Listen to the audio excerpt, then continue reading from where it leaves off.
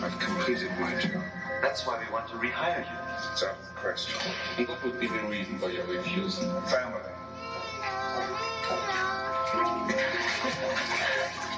Maybe all couples go through this. You have someone. Yes. Do you sleep with him? Yes.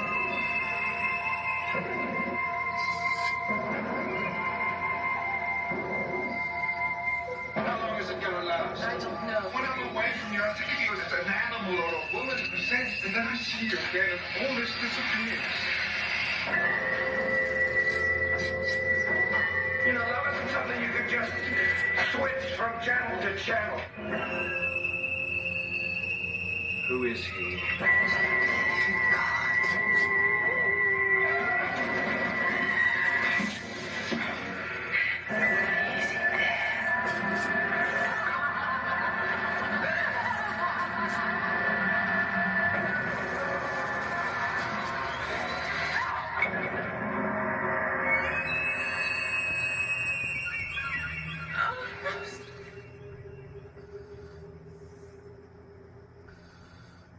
In this house, 25 years ago, a child was given life.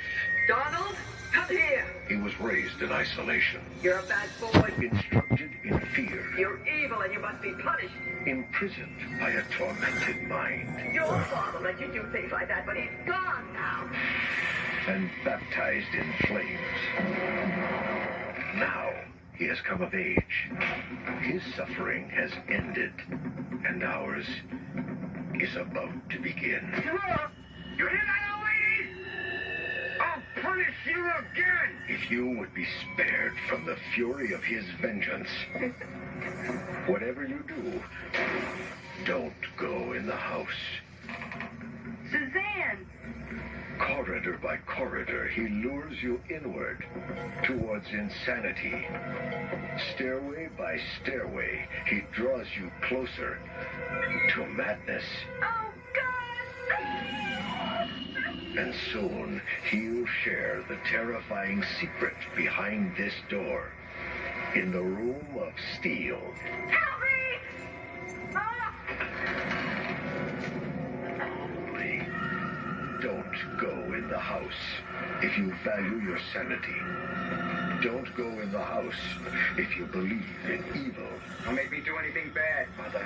Don't go in the house because the people who live there aren't people anymore. Don't go in the house. But if you do, don't say we didn't warn you.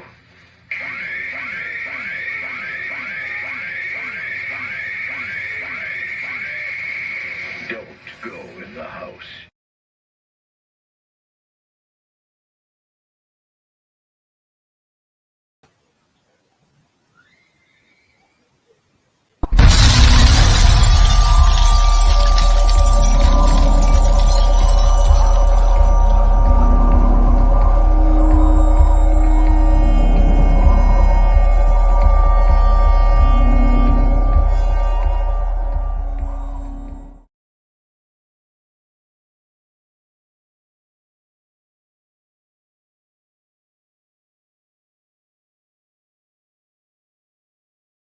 You're invited to visit the refreshment stand, where you'll be greeted with fast, friendly service. You'll find hot dogs, juicy hamburgers, and mouth-watering delicious pizza. There are refreshing hot and cold beverages, ice-cold cola, and orange drink. Goes great with an order of crispy French fries. Then there's a wide selection of your favorite candies and other delicious snacks. And there's always a fresh batch of hot buttered popcorn to go with the rest of the show. So visit the refreshment stand now during this 10-minute intermission and add to your enjoyment of the movie. We're happy to have you with us tonight and hope you'll come back often.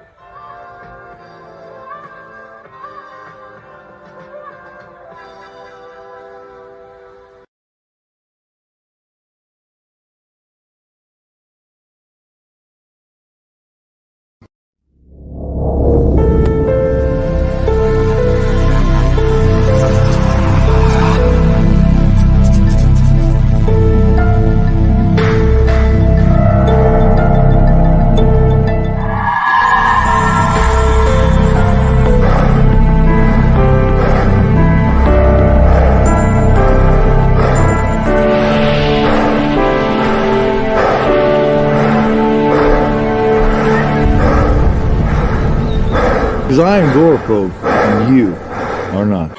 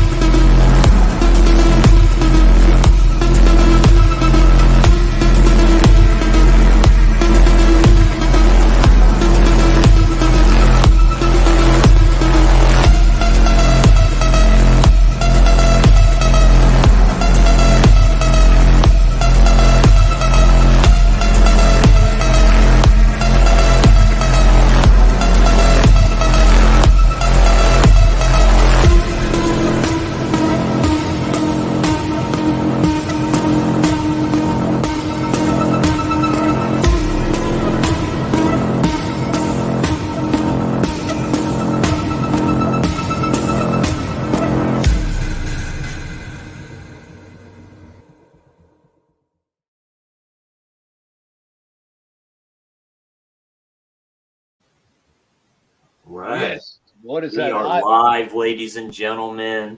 fucking love that intro, man. I think out of all the intros Dude. I've made, that's the one that rocks it. You know what I mean? That's the one, dude. Every time.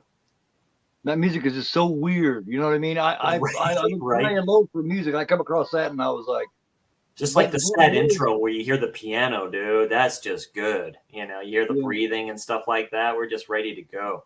Yeah, absolutely. and the first thing on that is what's her name from Audition. You know Audition when she's sitting there, she's all alone and she's down and she's got Right. that body in the sleeping bag or whatever over here, and she hears the phone I've only ring and seen clips of that. I need to get that era where actually, well, was it Umbrellas? I think releasing that. There's another version coming, probably a 4K because the anniversary is coming up.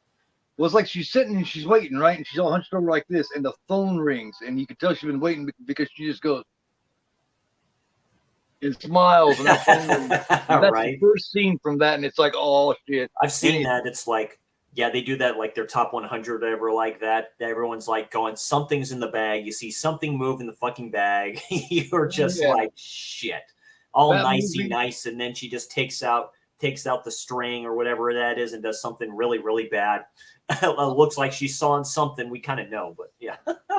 I'm doing audition either March or April. I was gonna do it earlier, but I got caught up doing some stuff, and I got into a David Hess thing. So here in a couple weeks, here in a couple weeks, I'm mixing up Extreme Theater and Sunday Matinee, and I'm making it a Sunday Matinee Extreme Theater hybrid, and that's what I'm gonna do. House on the edge of the park. Oh, nice. Yeah, I have that. I have that release from Severin. In a couple of weeks. Yeah, hell yeah. Yeah, Next David week I'll Hess. be here with Sean. Next week I'll be here with Sean doing Possession from 1981. Oh, hell yeah. No, I got the Umbrella special edition release of that came out. That's a nice edition. Dude, that film's a fucking trip.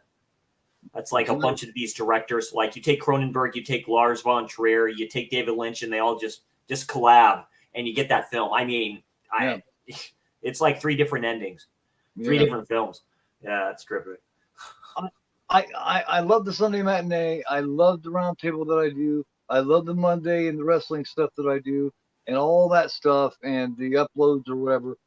But Extreme Theater is the one that I look forward to the most every week, man. This is where I get to show those films that they call nasty or It's those Grindhouse, yeah.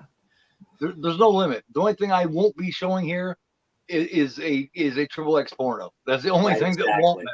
Yeah. Everything else is fair game, man. Some of those come close, but to your point, they don't like. Speaking of that, like Confessions of a Serial Killer. My God, that's just. Thriller will be here soon. What's that? Yeah. The Color One Eye, that'll be here soon. Oh, nice. Yeah. I don't actually show the movies, but whenever I do it, I got to be a little careful what I describe. I can be quite descriptive, especially when it comes to tits and ass. Oh, so yeah. I got to be good that night. Right. But Think this bad one, things. man. This is a really good film. It was forgotten about for years. I'm watching the extended cut from Arrow. This one right here. This is their art, but here's That's a nice one. Here's Yeah, the art. There's what we know. Get to the main menu here. That's what's funny, because this is the one Severin released, and it looks like the tape from the Video Nasty tape. This has the integral cut in it, which I think is the full version. This is funny. This has great special features. That's what I was watching, because it has an essay from David Flint, and that's from Arrow. That's a complete port over Arrow to Severin. So that's pretty cool. That's a good essay. This says this 2 limited edition exclusive. Yeah, no, that's a nice one that you have. That's a good release. I originally watched the it was on Amazon, the TV cut of it, which is funny, is what they call it of. That's when I saw it was called The Burning. I'm like, wait a minute. It's like, right? And that's what they called it at first, was The Burning, man. In France, it's called Pyromaniac. In Italy, it's called Maniac 2. And in Japan, I can it's see called that. Burning, Death of a Horror. And then US, it was called The Burning. Yeah, and it's just really really good essay by that person. Basically, different time. It is a slasher, but it's a psychological slasher. It's not the popcorn slashers that he was describing. It's not. Friday the 13th, my all-time favorite slasher of all time. The original film's a masterpiece, in my opinion, because that mixes everything together, psychological and all this other stuff. Don't Go in the House, films like this, films like Nightmare in a Damaged Brain, Maniac, all have mommy issues. It's just different type where it, goes with them. Yeah. Dude, I had that release. Oh, yeah. I love that film. Man. I fucking love this, man. That's the most disturbing out of the 3. I like that one out of the 3. Yeah, I love Maniac, but Nightmare just hits differently, specifically since there's children involved in that. That's just really messed up, fucked up type stuff. Hey, Pat. Hey, Jay. What's going on? Are you? Yeah, we got the couple here. We got the power slasher couple here. Are you guys here? You're here for this for the run? Here, I will put the link in there again, just in case. I don't know if it'll be the extended cut, but hey, it is a cut, so. Yeah, the integral. The integral is like the one with the longest.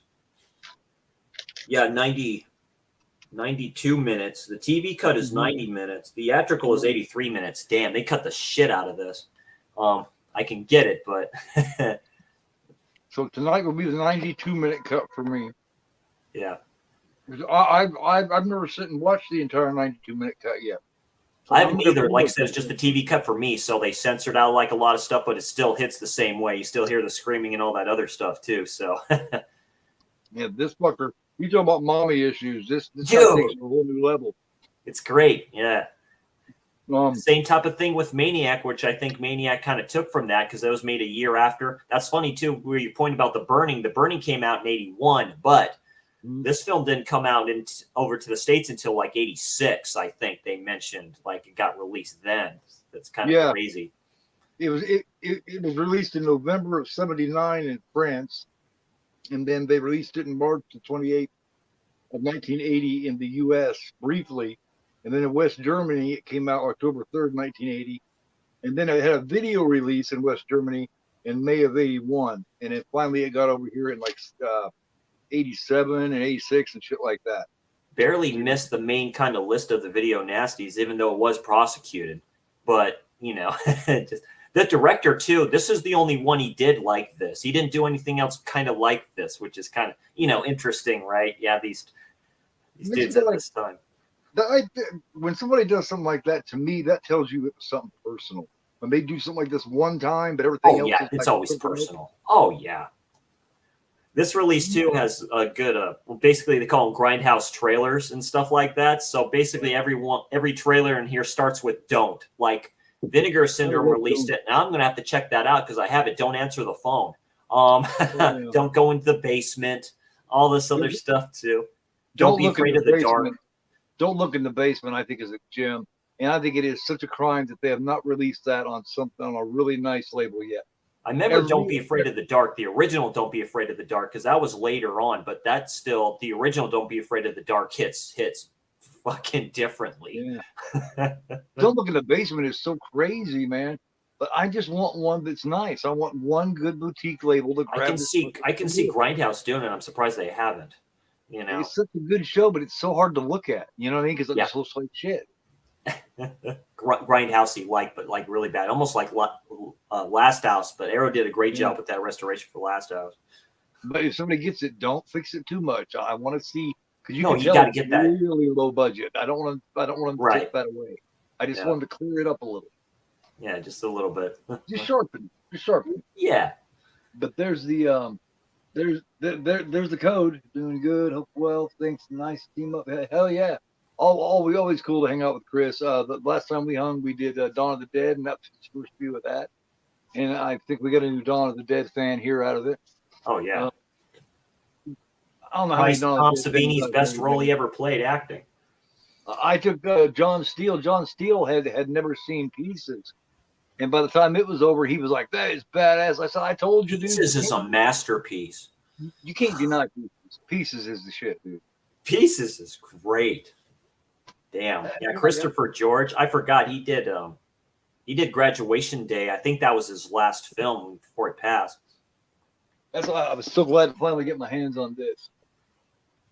Yeah, the boy. Yeah, dude.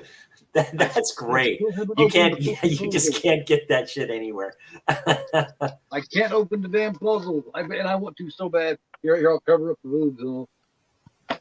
So now I'm looking for just the puzzle. Hopefully someone's selling just the puzzle. That way I don't have to open that one. And another one with extreme mommy issues. Well, the mom's a bitch in that one, but it is so great. My favorite thing to do is getting stoned and fucking on a waterbed. People keep telling me there's something wrong. The most visceral. When we did that Pieces versus New York Ripper, I said Pieces is more visceral. I love them both, but Pieces is 10 times more visceral. That waterbed scene, I mean, you can't get better than that. And boy, the actors had to work really hard with that one. So, and that was made Spanish too, and it's funny, a Spanish film, but it's made with such a giallo touch, man. He is so giallo, right? I mean, you could easily call that a giallo. Yeah, and it has that jello elements type of stuff with, well, one of the actors in there that plays the teacher who's gay. I've seen him in The Killers 1 of 13, I think. I forget his name, but he looked very familiar in that. I'm like going, oh yeah, I see that. Then the big dude, guy who played Pluto in Popeye. Yeah, he fucking just tears those cops up, and that one comes like, the hole right there, I'll blow your fucking brains. The typical eyes going back and forth, they stare at each other for like ever. That's straight up giallo, dude. That's straight up Fulci stuff. that the whole movie is kind of staring, looking at everybody like. The ending though still hits, so yeah, definitely a banger of a film. Definitely an all-timer. I always have to tell everybody what it is that he's given her. And it's a drug that's used. It's called succinylcholine, and it's a drug that if you give too much, you'll kill the person. If you give too less, it won't affect them. If you give just the right amount, it makes them completely aware. but they can't move and can't talk. That's fucked up. I didn't know that. That's fucked up. It's almost like a bad version of Rohypnol because she was like paralyzed for a second. It's a paralyzing drug. And that's like Christopher George's wife. Yeah. You bastards. you bastards. You bastards. Bastards. One of my old intros, I had that on it right in the middle of it. And I wish I'd remembered. I got Dirk uses that. Dirk uses that every once in a while. So it's really good. I'm sticking the disclaimer on there now because I've been getting hit. They haven't struck me, but they've been giving me a lot of copyright claims on my regular intro. You know my regular intro that's got like Sarah Connor and all that bullshit on it. The person for 2 years now, no one has hit on that music, and that is my music. That is my intro. That's what I'm known for. Is that intro? Right. I can't. It's all change blurred out music anyway. So what's the problem, right? That's why now. All of a sudden, the last couple of weeks, they've been hitting me with copyright claims on that music. Just all of a sudden. A stream I did with Dirk and Darren had happened one time. They literally had to restart the stream, and it's like going, "Oh shit, I can't use this." What they get me for? You know, they have to look at everything. So since they're not striking me, I'm just wondering if maybe they're just wanting some credit. Maybe they just want me to stick there. You know what I mean? So right. I will try it that way. I won't sponsor. Here's the sponsor. Yeah. No reason to dispute it because they're not striking me yet. I've never had a strike. But if you get so many claims, I think they might. So I'm trying to work it out, see what happens. Right. We'll see what happens. Yeah. I'll start with a disclaimer and make it clear that neither me nor my guests are stealing anything. We are just, discussing it. Right. We are giving full credit to the artist that did the shit. All we're doing is talking about it, and it's an educational thing. Yeah. So chill the fuck out, guys. Jesus. Yeah, really. But welcome everybody. We got Pat, we got Ninja. We got hey Dominic, what's going on? Hey Dom. Daniel, what's going on? Daniel Sheen, great channel over there. Daniel Sheen of Flesh Wound. Okay. Flesh Wound features. Okay. He may be joining us Saturday for that special day of the roundtable. Remember, we're doing a roundtable Saturday. Okay. He'll probably be able to join us for that. So I think that would be interesting. Very cool. Oh yeah. I just got something at Wally World today. I may mention it when I watch it, see if I like it or not. And I may mention that as something that I may like, that may be a hot take. So cool. Yeah, man. Yeah, I got so many pickups and so many different things that I need to do uploads on. I hate doing uploads. There's something about them. I really don't want to see it as a job. I get it. Hey, Cal, what's going on, man? Cal, hey, what's going on, Cal? Got your shirt there, son. Got your hoodie there, son. Cal will be there with us too. So it'll be me, you, Cal, and Daniel. Cal's a cool cat. Cal's a very cool cat. He has different opinions. I like his opinions. Well, I've known Cal for 3 years, man. And yeah. I met him through the other circle that I used to talk to a lot more, and I don't anymore. But Cal just bounces around everywhere. Everybody likes Cal, man. Oh yeah. That's what I like about him. But everybody's ready to get this going, man. This is let me go through a couple things here. It's directed by Joseph Ellison, and it's produced by lots of people, including Ellison. Yeah. Cinematography by a guy named Oliver Wood. Screenplay done by Ellison and Joe Mansfield, Ellen Hamill, and Joe Mayfield. The score is by Louis Miguel Ruiz, and special effects by Tom Brumberger, Peter Kins, Matt Vogel, and stunt is done by one dude. It's Charles Bonet. Nice. It was released all through there. It was filmed from February 3rd, 1979 to March 1979. And it is shot in New Jersey at his home, the house he actually shot. Yeah, the house there. Yeah, New Jersey. That's actually like a museum. Right. It's like a farmhouse a little bit. Yeah. And the disco they go to is in New York and shit.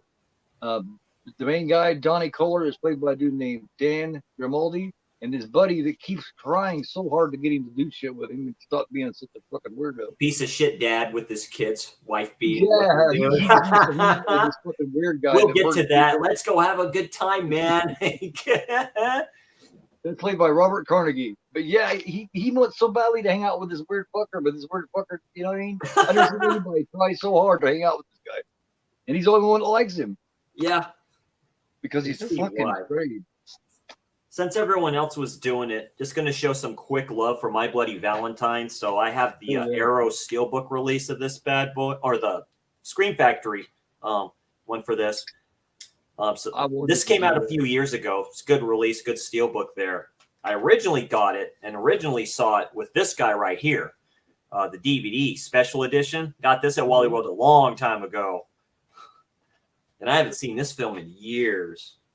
Yeah, I really, really wanted to do it, man. But no, it's fine. Like I say, Sean did it. From the Hatchet Boys did it. It's fine. 4 people's already done it, so I was like, damn, man. Yeah, no, it's fine. It happens. I haven't seen it. I'll probably do it for a Slasher Saturday and stuff like that too. This version right here on DVD, it just comes with like you could call it the integrated version where it takes the stuff they took out and just put it into the film. So, it's interesting. Here's a Blu-ray version of it. Yep. Yeah. And then I got that Steelbook. It's a pretty Steelbook, man. Yeah, it's gorgeous. And then here's the 2 versions with both slipcovers that they released 3 or 4 years ago from Scream Factory. Here's that. Yeah, I remember that. Then here's that slipcover. Yeah, that one. I got both. I got the deluxe and both posters. That was before I got into Scream Factory. I've only been into them for, like just lightly, like 3-4 years ago. But I mean, they released this version when the newer version came out with Tom Atkins in it, and just started picked it up and watched it. I thought it was okay at the time. I have to revisit it though. So good stuff. The mecha figure. Oh yeah. Heck yeah, that's pretty cool. Yeah, I love My Bloody Valentine. It's one of the main reasons why I do what I do. But I seen that and I was like, man, it ain't gonna be no fun to do that with everybody else doing it. Right. So fuck it. I heard the remake's very good, Cal. They did a 3D version of that. That's like one of the first ones to do, like in a long time, to do 3D. I mean, they did it in the past, but that was like bring it back a little bit. Right. Some people call this Harry Warden, and other people call this Axel. The one that was actually the dude on there. He's just a minor, man. Who knows which guy's in there? One of the fucking maniacs are in there. We know that. That's what's cool about that shit. You don't know. You just don't. You know what I mean? It's like it's so special, man. It's special. It's got, of all those slashers in the early 80s, it's got one of the best stories. I mean, you actually got a love triangle, it done really well. You've got your trauma from the past. You got a kid. You can see why he wants to stab people. This dude left his girl and everybody, his friends, didn't tell anybody where he was going. He just left to try to go make it big. Yeah, it's been forever. While he's gone, his best friend and girlfriend kind of fall for each other. He comes back, expects just to pick it up where it's left off. Yeah, and his friend's like, fuck you, dude. I'm with her now. Yeah, nope.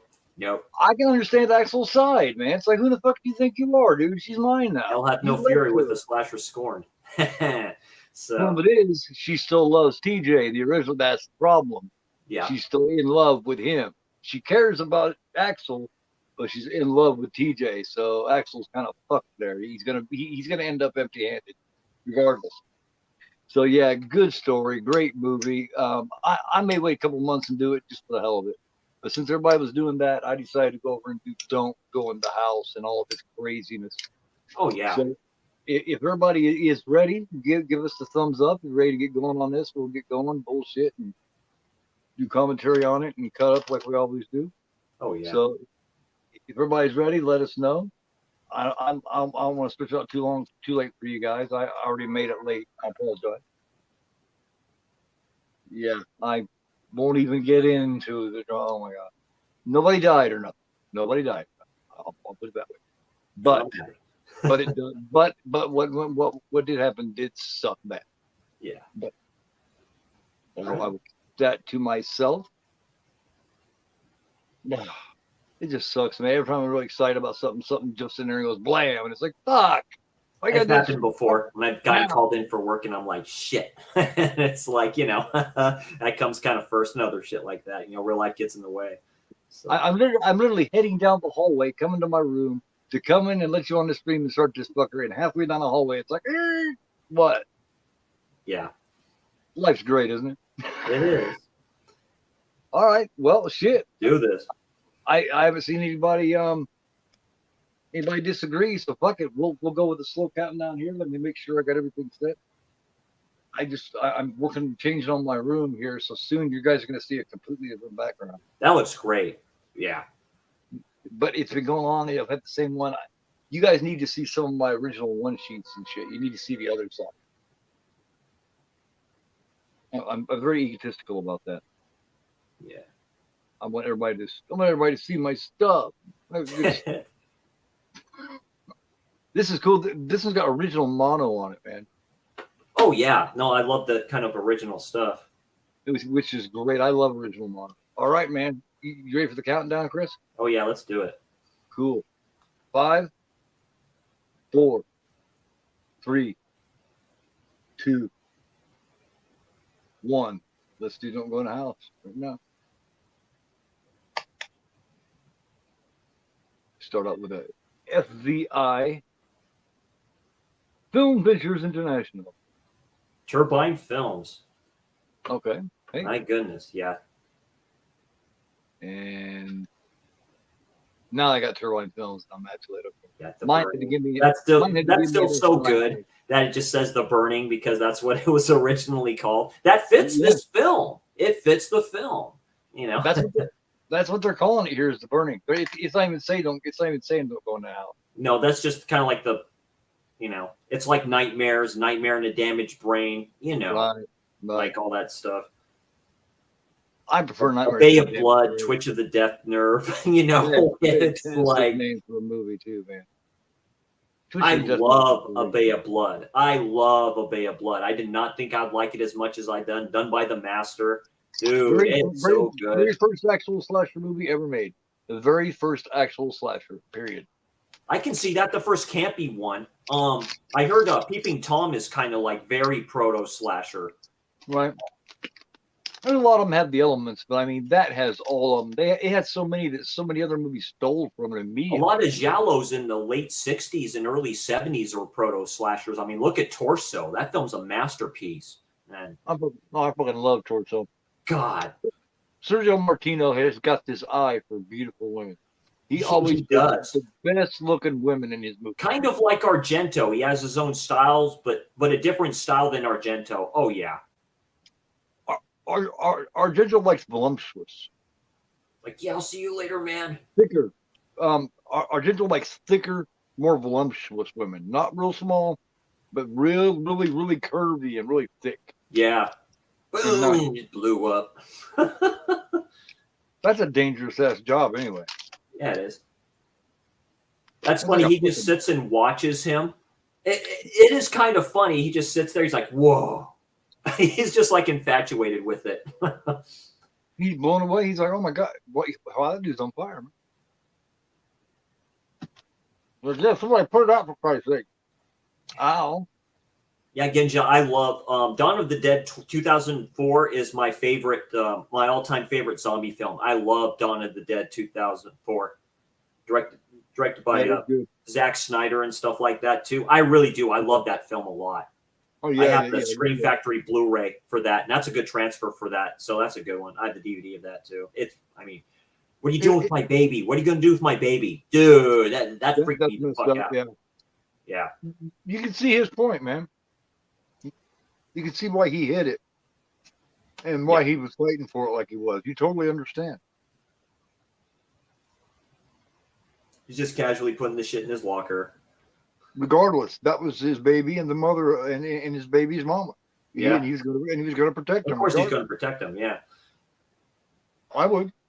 Oh yeah, it does, Ninja. Yeah, the DVD does have great special features. I totally agree with that. Oh yeah, DVDs, dude. DVDs have great stuff. It's just they're not made for modern electronics now. You know what I mean? It's like, but that's why I keep my actual Blu-ray players. I actually have my Sony Blu-ray player in there, and this 4K Blu-ray player is an upscaler for DVDs. So I know older ones may look a little different. That's fine. I have no issue with that. But you know what the biggest problem with DVDs was, in my opinion, is they scratched up too easily.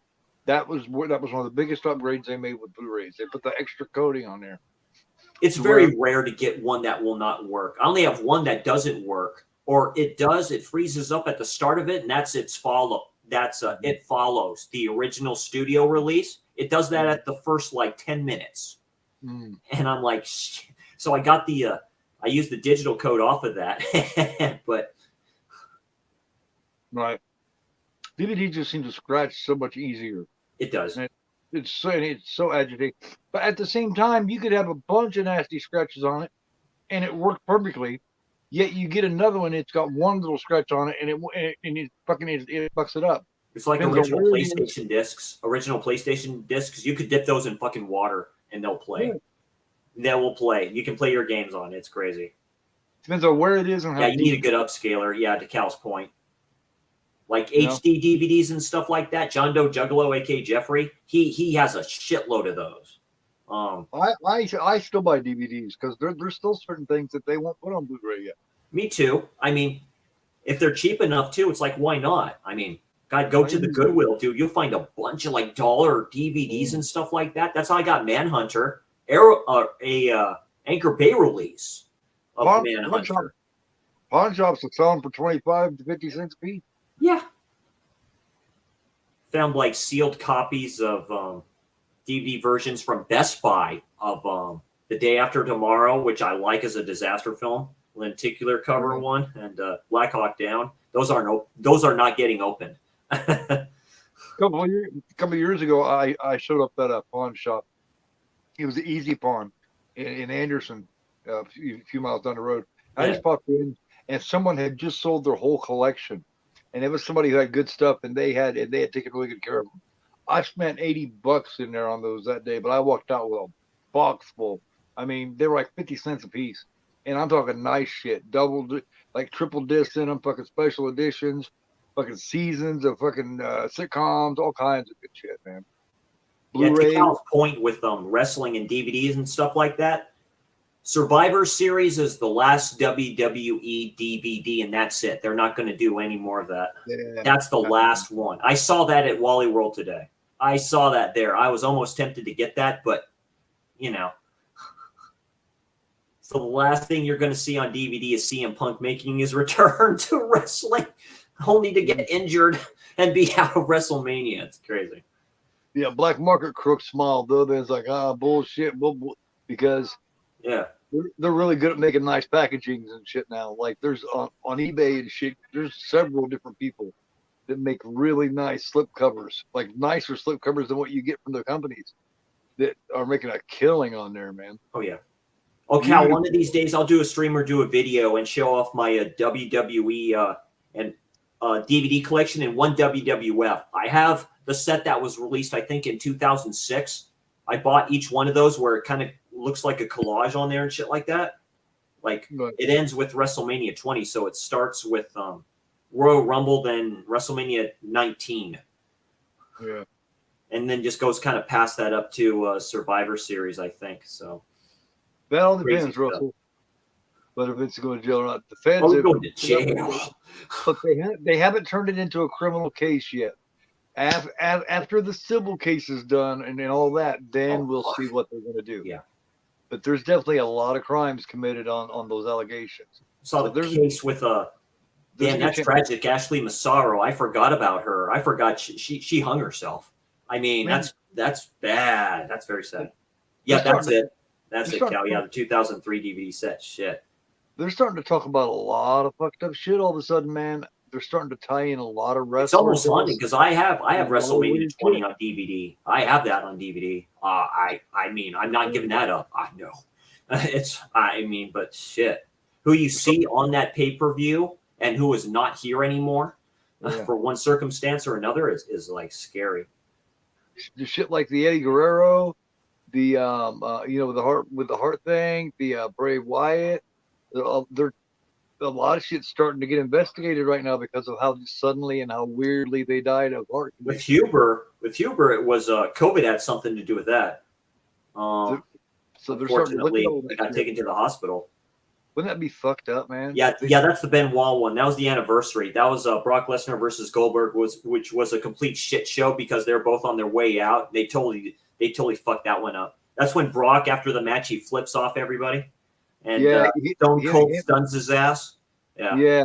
So Stone Cold was the only one having a good time in the whole building that night. Yeah. During that match, everybody else was hating it, going to call them sellouts. Yeah. And Goldberg's going, fuck them, don't worry about them. You know, don't worry about them because Brock Lesnar was taking it personally. It was hurting his feelings. Yeah, this is where he finds out. I'm up to the point where he finds out his mom's dead. He goes, checks on her heart and stuff like that, and he doesn't know what to do. He does not know what to do. It's crazy. He's pacing back and forth, almost like it's almost scary, like I would do, because I wouldn't know what to do. I'd be freaking the fuck out, not him. He's just like he's like yelling at her. like you can see Norman Bates going through this after he realizes what he's done to her, after he realizes that he's killed her. Ed Gein, you know, I mean, with that essay that the dude did here, like a lot of it's based around Ed Gein and stuff like that, like Texas Chainsaw Massacre. Like I say, mommy issues and all this shit, you know. Ed Gein did some really fucked up shit. But dude, but he really improved the horror genre. We owe him a lot. Oh, dude, Ed Kemper is Jason Voorhees. I mean, you know, Shawnee Cunningham that look, because Ed Kemper's like what, close to 7 feet. He's a big dude, quite intelligent too. He's not stupid. 6'9", 6'10", about 350. Yeah, he's a big one. And that's what he did. He killed his mother, chopped her head off, and put it on a stake so he can yell at it. How about that? After he sexually assaulted it, yeah. Yeah, sexually assaulted her. What did he do? Like he waited for his he killed his grandmother and waited for the grandfather to get home. And he said he didn't want to do that. He felt bad about that. I'm like, you know, like matter of fact and shit. Yeah. He did that when he was a teenager and a young man, yeah. And then he was locked up for a long time, got out, and then did that too later on. Did that right? He got out psychiatric or whatever like that. Shit. It's like, yeah. They called him his mom's friend and was like, "Hey, mom was wanting you to come over." So she comes over. And he fucking does it to her too. Yeah. Yeah. He would drive through Santa Cruz. He'd say picking spots because he would just pick them up and drop them off. But then he knew where to do the deeds and take care of it. It's like really. He'd been doing that to co-eds for a while, but once he did that to his mom, see, that was all about his mom, all that shit. Yeah, him and what's his last name, Mullins, were doing that at the same time. Yeah, Herbert Mullin. Yeah, Herbert Mullin. Shit. And he Dennis Seaver and all that stuff too. I'm all into that shit. Yeah, I just like. But once he killed his mom, he was done. He turned. Yeah, he was done. Yeah, because he used to drink at a place where officers would drink at stuff, so they knew him. They all knew him. They're like. He says, yeah, she's in the house. She's in the house. Yeah, she's in the house. I think they found parts like in the closet and shit like that. And when they knew they had to arrest him, they immediately pulled their guns because they wasn't going to try to fight with this motherfucker. He'd be tearing their limbs off and beating them with them. Yeah, it's like he's a shaved ape, this motherfucker. He like turns on all the music and records and shit like that. It's like I like this song in here that he plays and stuff like that. It's like. It's almost like post-disco type stuff, you know? It's different. He's free. For the first time, he's not being... he doesn't know what to do. Yeah. Like he's like, whoa. He looked like he could be on a sitcom, to tell you the truth. He has that look to him. Yeah, yeah. He looks like somebody, doesn't he? He does. He looks very familiar. They all kind of do back in the day. Some I'm surprised that I recognize. This guy does a great job. You all remember names more than I do. I remember faces. It's like, where have I seen that person before? You know, right? Like Lauren McCall. Yeah, I know McCall. God, I love Fulci. I know it's her when I see her in films. Lauren McCall was gorgeous when she was young, but she did not age well. Yeah, she's really pretty. She did not age well. Barbara Boucher and Don't Torture a Duckling, dude. That's all I gotta say. You just put your lips together and blow. Oh. Lauren McCall, that was some racy shit back in the day. Do you want money or a kiss? I'm like, dude. It's like, yeah, your mommy's calling you and all this stuff. They brought in a little person for that part when she's all naked there, like sunbathing inside or something. Yeah. Bringing the orange juice. Yeah, this is a hardcore Catholic shit right here that she's doing to him. You know? Yeah. This is horrible. Oh my God. That's really bad. That's basically old school gas stove, you know, like that. Yeah. It didn't have the safety thing on it, so the flames. Yeah, it didn't have the safety, right? Yeah. Can't do any more. Like in Child's Play, right? He lights the fuse in that little thing and then leaves. That's so fucking good. Now broken down place, and he just sees it. He shoots as soon as he shoots. Boom. One of my favorites like this that I think doesn't get as much love as it should is Psycho 4 with Olivia Hussey and Henry Thomas. I haven't seen that in years. Yeah, that's the beginning, right? The young Norman. Yeah, that's I the think beginning. They do a great job. Yeah, it's his mother. Yeah. That's the only time she ever plays a role like that, but goddamn, she plays a mean bitch. All the Psychos are great. 3 is actually underrated too. I like 3. 3 is more of a slasher than 2 is. It is. And I love 2. 2 is like top 10 slasher all time to me. Maybe top 5. You get 2 knives through the mouth really good in 2 films. You get that in House by the Cemetery, and you get that in Psycho 2, except for you get it reversed. In House by the Cemetery, it comes in pieces. In pieces, they do it. He puts it in the back of her head, and the waterbed goes like that. The waterbed scene's cool, yeah. Yeah. But you notice phenomenon when she's Jennifer Connelly's at the window and it breaks, and you see the woman in the window, and then you see the pipe or whatever, the spear. Hell yeah. There's one blooper in the waterbed scene though in pieces when he's stabbing her. One time he stabs toward her, and you see the knife bend. You know what I mean? That's right, you do. Yeah, you do see it bend. Yeah, you're like, oh. In Basket Case, when the dad gets chopped in half by the bandsaw, spoiler, you see the mat there and the way the legs land. Legs different. It lands differently. I'm like going, oh, that's okay. Yeah. I love Frank Kernlauder. Dude. Yeah, I'm doing Basket Case here in a couple of weeks. Nice. Yeah, the 4K is coming. That's a nice slip for that. I have the Blu-ray. I'm good with that. That's a good transfer. Like I said, the Blu-ray can be fine. You don't need a 4K kind of transfer. If it's a 2K transfer, there's no issue with it, in my opinion. So. The one I already have looks fantastic, man. I'm not sure if I'm even going to upgrade. I mean, I love the one I have. I might simply because I'm a collector and I'm a sucker like that. But I'm that way too with certain, like Friday the 13th, of course. Yes. Like with the 4K of Friday the 13th, when it first released, everyone said it was kind of like too dark. Dude, that added to it. That's the best opening scene in a slasher I've ever seen. Yeah, I liked it. I didn't think it was all that bad. Yeah. I disagree with the popular opinion a lot, though. You know what I mean? It's just me too. I feel like a lot of it's about specs are all like that. I'm like going, so what? It's like the whole grindhousey feel. I have no issue with that. People complained a little about that with Second Sight. That's what makes Second Sight so good with that transfer, because they cleaned it up that good. It's like, yeah. I don't know. I just feel like I don't know, man. It's so funny seeing the bandwagon. He goes to the bandwagon of people that if you hear one popular person that everybody looks up to say it sucks, next thing you know, everybody says it sucks. Yeah. I call that bandwagon. You know what I mean? Yeah, bandwagon it. Next thing you know, all it takes is that one popular person that everybody looks up to saying it sucks, and then all of a sudden it just sucks. I almost forgot about this because I almost thought maybe it was a blooper. Like when he looks at the suit in the store from the window, but when he comes into the store, I forget she comes in later, right? Because she's bringing in a potted plant or something like that. I almost thought, well, how did he get the suit out? See, now he's back outside. It's weird.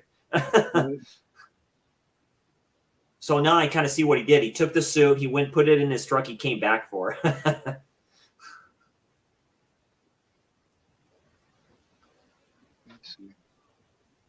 I'm sorry, we're closed. We can't do anything. Is Jen in the chat? Devious Diva? I can't see her.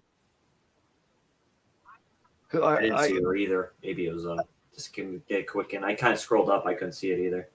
I heard someone say, "Hey Jen," and I can't see her for some reason. Well, if you're there, Jen, hey, what's up? Huh? Oh, no, I know Cal. Cal likes to go against the grain. I get that. I get that. Cal just likes it how likes it how he likes it, man. Yeah. That's a lot of people like The Burning more than Friday the 13th. So I mean, I kind of get that. That's a great film. I'm not. Friday the 13th Part 2 and The Burning. That's the two they compare because they're made about the same time. It got a lot of. I love them both, man. Here's a hot take. My number 2 slasher of all time is Halloween 2. Yeah. I mean, I like that one better than the first one. I mean, wow, really? Okay. Yeah. Because the music score reminds me of another one that JT was talking about in the stream, I think a few days ago. And Deep Red.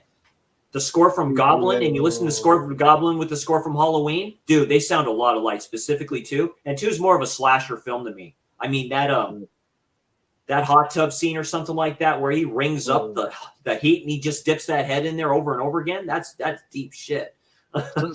Some of the prettiest boobs I've ever seen. Yeah. Oh yeah. And God damn, I can't. Part 4 is my favorite. There, Ninja. Friday the 13th Part 4 is a fucking masterpiece. I love that film a lot. Yeah. Friday the 13th Part 2 is my favorite. Richard White, dude, that big motherfucker, he was big. Yeah. He all slams through the door like he's nothing. He just goes. Part 2 is my favorite, but Part 3 is my favorite Jason Brooker. Brooker yeah, that's a good one. He's all kind of hunched up a little bit. I love that, man. And his shirt is about this much too short. So you see his wrist and hands hanging out through his shirt, and it just looks cool as fuck. Oh, my favorite Jason is Kane Hodder's debut in 7. He's a fucking monster in that. He just walks out there. He's all decrepit and all that shit. The dude's a fucking zombie. I mean, it's like, yeah, dude. Against the psychic. I mean, come on now. I thought it was batshit crazy. And it's just like my favorite kill of all time. Like I say, sleeping bag kill to subscribe. He had to have practiced that a shitload of times where he just, it's a mannequin in there, but he literally hits the sleeping bag on the tree at the right time. You see the head. He hits it like right there and just goes like that, like it's nothing. Yeah, dude. Look at that. He's like what, 6'7" or something like that. I'm 6'4.5", so and White was bigger than he was. I'm 6'4.5". Yeah, I'm really? 6'4.5". Yeah. You do not look that tall. I'm 6'1", 6'2", right in between there. But damn, you kind of tall drink of water. Hey, what's going on, Sean? Hey, Sean, what's up, man? Sean will be with me next week, a week from tonight, and we will. I have that NECA figure. I still have it in the case. We'll be doing Possession from 1981 1 week from tonight. Possession. Mr. Neal. Mr. Sam Neill, man. God. Yes.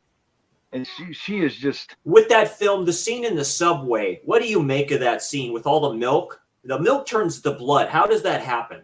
I mean, she has stuff coming out of her pores that shouldn't be coming out of there. I'm like, what the fuck is going on here? Pardon my French, but shit. The whole movie's that way, man. It's a WTF film. It's a WTF film. I mean, you don't get it. You just don't get it. You kind of do, but you just don't.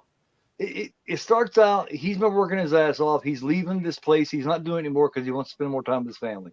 He gets back there. His wife and kid's gone. His wife's been seeing somebody else. He can't see his kid. He's completely broken, man. Then she pops in. You hate her guts. He's James Bond. He's James Bond. He's like a spy. And I'm like, where does that come from? Right? But then after she's been in it for a minute, you can't resist her. You see why you can't resist her, You just can't do it. He's like all wondering, he's all like totally just defeated when he figures out she's having an affair, and then he gets this detective to find out, and then Cronenberg-esque shit starts happening and all this shit. And it's like, whoa. He's practically begging because he can't resist. Tell me what the problem is in front of the child. There's just something about her, man. What is it? The one friend of his, the babysitter or whatever her name is, the chick with the poofed up hair. What happens to her? I'm like, holy shit. That movie's a trip, man. It's one that you cannot see it once. You know what I mean? It's one of those. You've got to see it several times. Is that what it is, Sean? I never thought of it that way. I never thought of it that way. The miscarriage, he says in the subway. I didn't think of it that way. Miscarriage? Yeah. Because she is bleeding. Yeah. She is bleeding from. Wow, that's bad. That's so mean. She busts out in that laugh, man. That's so mean. It's a mean-spirited film. I mean, it really is. What? And when he sees her getting fucked and she's fucking enjoying it. The dude that's very feminine, that's basically effing her. That dude, it's like he like who kicks his ass at first. He's like, oh, wow, this shit. And she's looking at him right in his eyes as she's getting it from, you know what I mean? She's looking him right in the face, and it's like, oh. Yeah, it's crazy. I'd break a dude's face off and fucking stomp on it and shit on it. I might even fuck it, you know what I mean? What is it? Yeah, he goes to the bathroom and he kind of turns the tables on him a bit. So he's like, so, you know, all this stuff. Samuel's so damn good. What great actor. You know, fuck my woman? All right, well then I'm gonna fuck you, motherfucker. Fucker, yeah. Bend over, bitch. Fuck my woman, you're gonna pay, bitch. God damn, yeah. They ain't nothing worse, but to actually visually see it, like on Body Double, when Craig Lawson walks in and catches goddamn, what's her name? From Reanimator.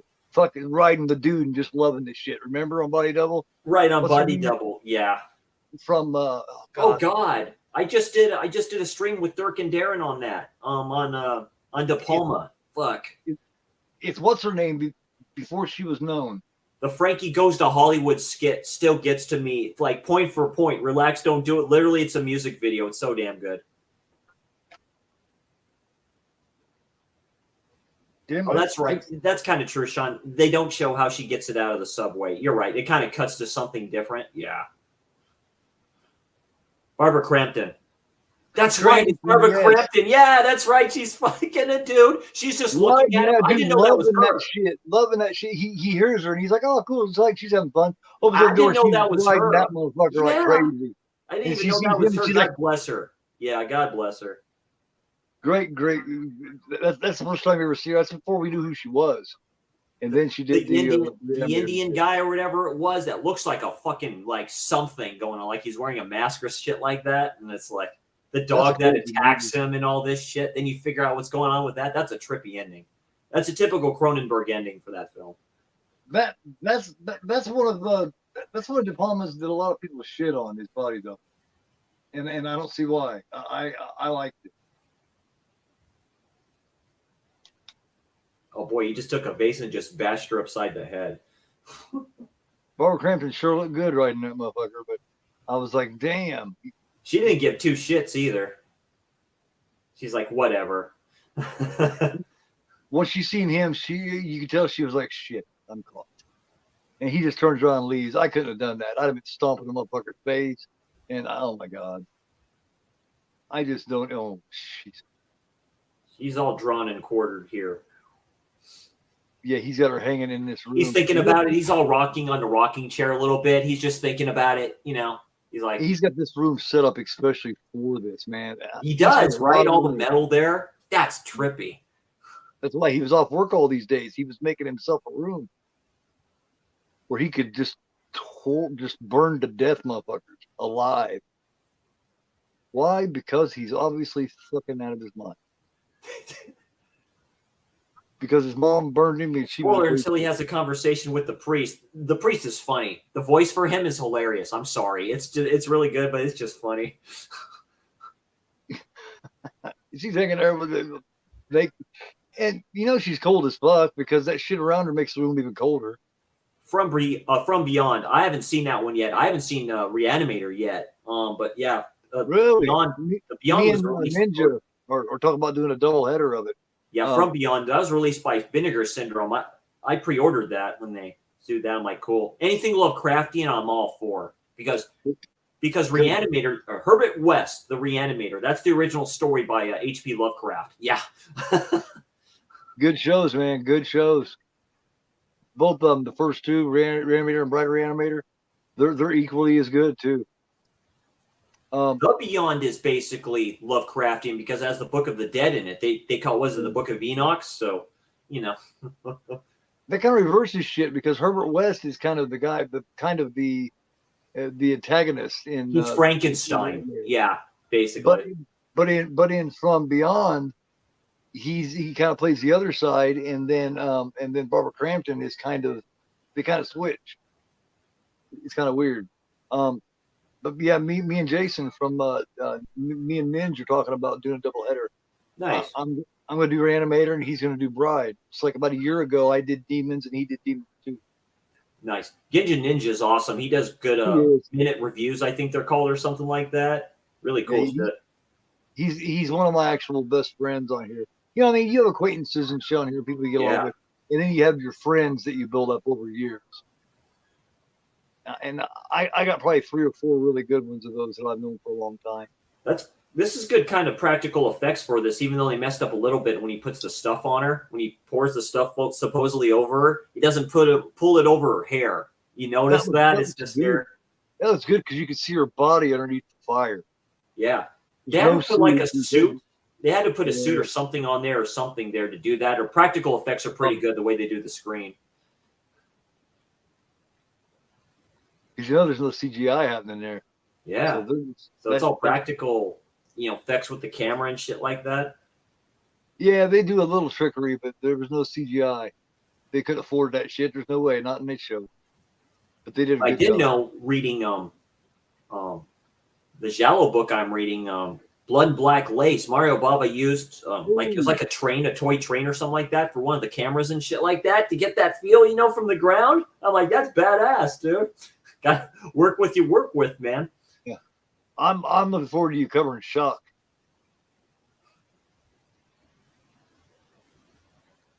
Bride is on its way. Nice.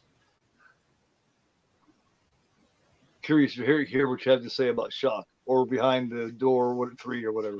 Right, Shock. I have that film. I still need to watch that. I'm one of the few that actually likes it a lot. Most people It's got a problem with it. It's one of Mario's last films, but his son finished up that film, particularly the lot. The last kind of thing he did is, oh God, what's it called? It was like a part of a trilogy of films or something like that. I forget the name of it right now. Right. Yeah. He did probably the cornerstone, man. He is. He's the godfather. He's the master. The cornerstone anthology. And all the anthologies came from that one, I think. I mean, there was others before it, but that was the one that really raised the bar. I need to find, probably Tubi has it, Black Sunday. I need to see that film because people rave about that film with Barbara Steele. Yes, that is good. I have a nice autograph picture of Barbara Steele. She's really cool. She is very pretty. Yeah, she is great in her small role. And they all are. I mean, her name's her first name is Dahlia, and the Whip in the Body. She's fucking gorgeous, dude. I love the Whip in the Body. Whip in the Body and Hatchet for the Honeymoon. Hatchet for the Honeymoon's a proto serial killer thing. Oh yeah. The thing about Black Sabbath is you got to be careful which one you get because some of them you get it's just in Italian. This one from I got the re-release from. Yeah, I got the re-release from Kino. It's the it doesn't matter. I still know what's kind of going on, but the phone, dude, the phone is straight up Giallo, dude. That was the first one.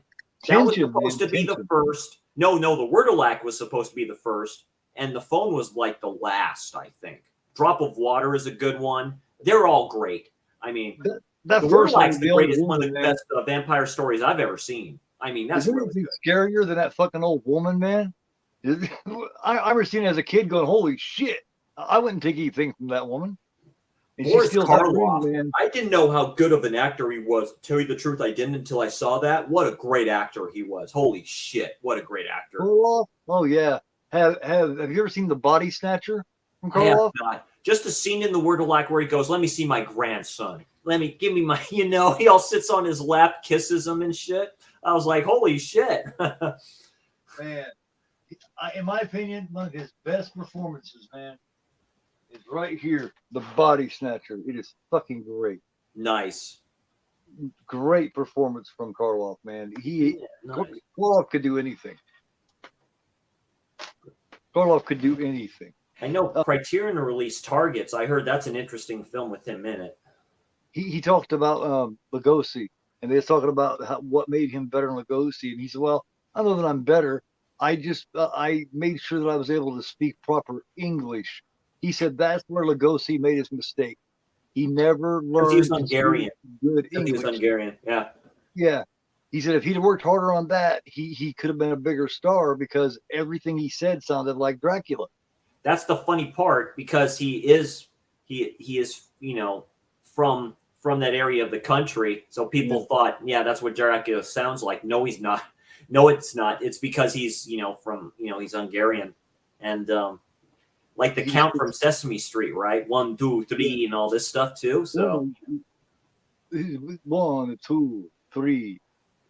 Yeah. He said that's where Lugosi fucked up. He didn't work hard on changing and improving his English and getting rid of that twang a little bit. I'm saving up to get that Universal Monsters kind of set or those films and stuff like that, because those films, those original films, I haven't seen. I've seen just clips of Frankenstein and the Wolfman and all that other stuff too. I'm starting to get more of the Hammer films and stuff like that. Like I didn't know Oliver Reed was a Hammer dude. He played Curse of the Werewolf, which I heard is very good. I just got that one. So my favorite is Curse of Frankenstein, which is the very first one. That's Sir Christopher Lee. Yeah. That's where Christopher Lee plays Frankenstein. Yeah. He was around my height. He was around 6'4" and stuff like that. He's a tall drink of water. Yeah. Good looking chap. Cushing in that one is a perfect Victor Frankenstein. Cushing was great. And also another one that doesn't get a lot of credit, but it's great, is Frankenstein Created Woman. It is fantastic. No, I heard that's very good. It is. I heard about that one. It's the second best one. Was it Dr. Jekyll and Miss Hyde? I heard it's a good Hammer film because it's a little different. That's what I like about Hammer films. They're a bit different. The Gorgon is a good one. I have that one. Was it Ride with the Devil? It's a cult, so you have two Bond villains. So you have Christopher Lee, and then you have another Bond villain playing the cult leader and stuff like that. Scream Factory has that title. Yeah, you've also got him doing The Hound of the Baskervilles, where that's supposed to be one of the greatest Sherlock Holmes stories of all time, if not the greatest book of all time. Cushing was made for that kind of shit, man. When he said shit, he sounds so fucking obnoxious. He's just like, hello. He's just like, when he tells you something, it's almost like he's talking down to you. You know what I mean? Twins of Evil, he plays a sadistic bastard, for what I hear. In Corruption too. Yeah, Corruption. Yeah, he plays a serial killer in that, doesn't he? So, dude could do anything. He said the one role he hated the worst was playing Grand Moff Tarkin in Star Wars, the first Star Wars, because they didn't even get a pair of shoes that would fit him that he could wear. So he played that whole role barefooted. You may fire when ready. That's the first thing I ever saw him in. Because I didn't know that Lucas was a huge Hammer fan. He was a huge fan of those two. So how about that? He got him in all of his films, really. Got Cushing in like the first and Christopher Lee in the prequels. He said charming to the end. Charming to the end. Yeah, charming to the end. They both played their parts perfectly. That's the funny thing. Christopher Lee is Count Dooku. That's perfect for him. Right? Lucas just said, you know what? This is a great idea. How about you're not really a vampire here, but we're going to call you a count here. You're going to be the more civilized type of a Sith, And he was like a fencing champion. So the way he swings that lightsaber, he goes, it looks like he's fencing with it. It's fantastic. See, people bitch about those prequels of Star Wars, but we wouldn't have got a Count Dooku. We wouldn't have got a Mace Windu. We wouldn't have got a Qui-Gon Jinn. We wouldn't have got those characters. Yeah. General Revis, all those characters. Darth Maul. We wouldn't have got any of them without that. Darth Maul specifically. Maul's a great one. Yeah. We wouldn't have got any of that shit without those prequels. People need to think about that. They had more good points than they had bad, by far. In my opinion. I have a video about halfway done where I'm sticking up for the prequel trilogy. Yeah, absolutely. I hate the sequel trilogy, but the prequel trilogy was good. Hi, Jamie. What's going on? Thanks for saying hi. Jamie, what's watching happening? A video nasty here. Yeah, he's all yelling at all the burnt people in the. It's like, we're going to do things my way. This is my house now, so y'all got to follow the rules and shit. Dude, he's going in random rooms going, quit laughing at me. You're laughing at me. Blah, blah. It's like, oh, dude. In these dresses, I forgot he dresses them up, right? Like dolls, Yeah. It's like he should be at least medicated, man. Medicated in a room all by himself so he can be happy. Without anything flammable. Oh, happy birthday to your son there, Jamie. That's great. 22. Damn, I remember when I was 22. Like, Yeah, I would have a daughter. Let me see. I would have a daughter. She'd be turning 28 February 20th. wow.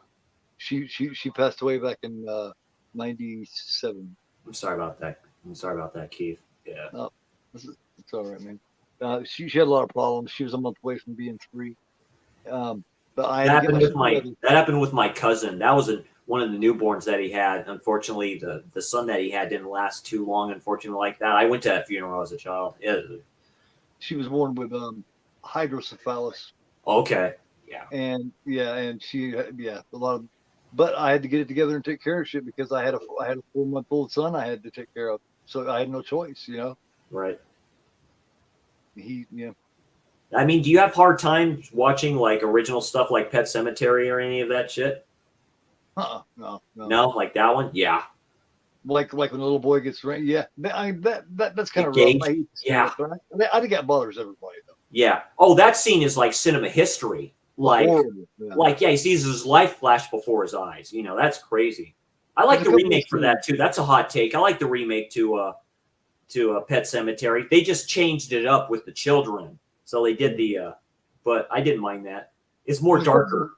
There's a couple of scenes like that where you feel the pain, where everything just goes quiet. You see him scream, but you can't hear it. It also happened in Godfather Part 3 when his daughter gets killed. And right? Right. You hear the music. Yeah, you hear the music. He's like, ah. Yeah. He's doing his primal scream, but you can't hear it. But you just know it, man. That's a fucked up scene. Just when I'm out, they pull me back in. That's when he has the heart attack, like to be end all heart attacks. He was a completely different character. He was a completely different Michael Corleone in that. I still need to watch that. I have the Coda cut on Blu-ray. I remember when that came out and I snatched that up. It's supposed to be a different cut of that. Yeah.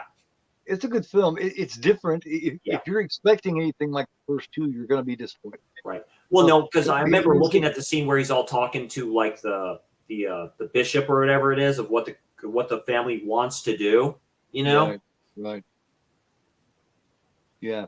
You can't go into Part 3 and expect to see what you've seen in Part 1 and 2. You're going to be disappointed if you do. The first two are the greatest. Like that's all time great. Francis Ford Coppola stuff there. They're all the second one. The second one I can watch more times than the original. I mean, Marlon Brando's performance that got him the Oscar, right? So I mean, that's like. Finally, he decided to not say "fuck you" to the Academy, but then his daughter, that new breed of people. Accepted it for him. Yeah, I remember. So he was still kind of saying "fuck you." I remember watching old interviews with him on those shows and stuff like that. And he said that about one of the Academy Awards because he was defending the Indians through cinema. He says, "Here comes John Wayne and his posse of people and all this stuff too." Because when John Wayne walked in the room, you sit down. You don't sit in this chair type of a person. That's how he was. But he's part of that old guard, and he's like going, "Nah, just sit down, dude." George C. Scott was that role. They had to fight for Brando to get that role because he was known as a pain in the ass. Paramount didn't want him for that because they was like, no, we don't want to deal with Marlon Brando. Watch him in Apocalypse Now. He's batshit crazy in that film. But he had mellowed a little. He got a little older. He wasn't quite as assy. And he had other really good actors to bounce off of. Well, that's probably his best role of all time. I remember him from older films like Julius Caesar when he plays Mark Antony. Caesar, not a mortal man. Wild One, on the waterfront, shit like that. That's back when he was younger and really hot-headed and really stubborn about shit. He's all talking to Michael. I didn't want this for you. I didn't want this for you. I was like, shit. Yeah, I love when he comes in. He sits there. He tells him, they tell him it's taken care of, and he says, "Where's Michael?" And they said, "Well, he killed his son, who was supposed to take over for him, gets killed and all that stuff, played by James Caan. That's crazy. That's a good role by him." It's like he couldn't even talk when they told him Michael's the one that killed Salazzo and them. He's like, just go, just leave me alone. Yeah, just leave me alone. Yeah, because he knew then that he was there. He's the only one that could take over. Fredo didn't have the mental capacity. Oh, and fuck James no. Caan, he was too hot-headed. He got himself killed because he fell right into a trap. They knew he'd be heading. That was such a great scene because you know he regretted that. He knew he regretted that. He's like, I shouldn't have done that. I shouldn't have done that. Oh, fuck. Just in time to start getting riddled with bullets, yeah. Yeah. Oh, shit. They use that hot-headedness. Yeah. That's the figures I always thought they should come out with. They have them here and there, but, lower price, not $200 or $300. Right, exactly. I'd love to get those. There's a lot of figures I'd like to get my hands on, but Jesus Christ, they're so expensive. That's what I like about this, too. This is a slow burn of a film because it's more towards his eyes. That's what I like about it. It's more towards the killer's eyes, not everybody else around him. You feel his craziness, man. He almost brings you into the craziness. You almost feel like you're staying there with him, like you're almost in his head, man. It's creepy. Because good acting job by him because he hasn't slept at all. He needs to be put someplace, man. He is not fit to be out in public, period. Yeah, right. I mean, come on. You can tell it's like a broken down house. Like the first time this happens, he puts on the music like really loud and it helps him sleep.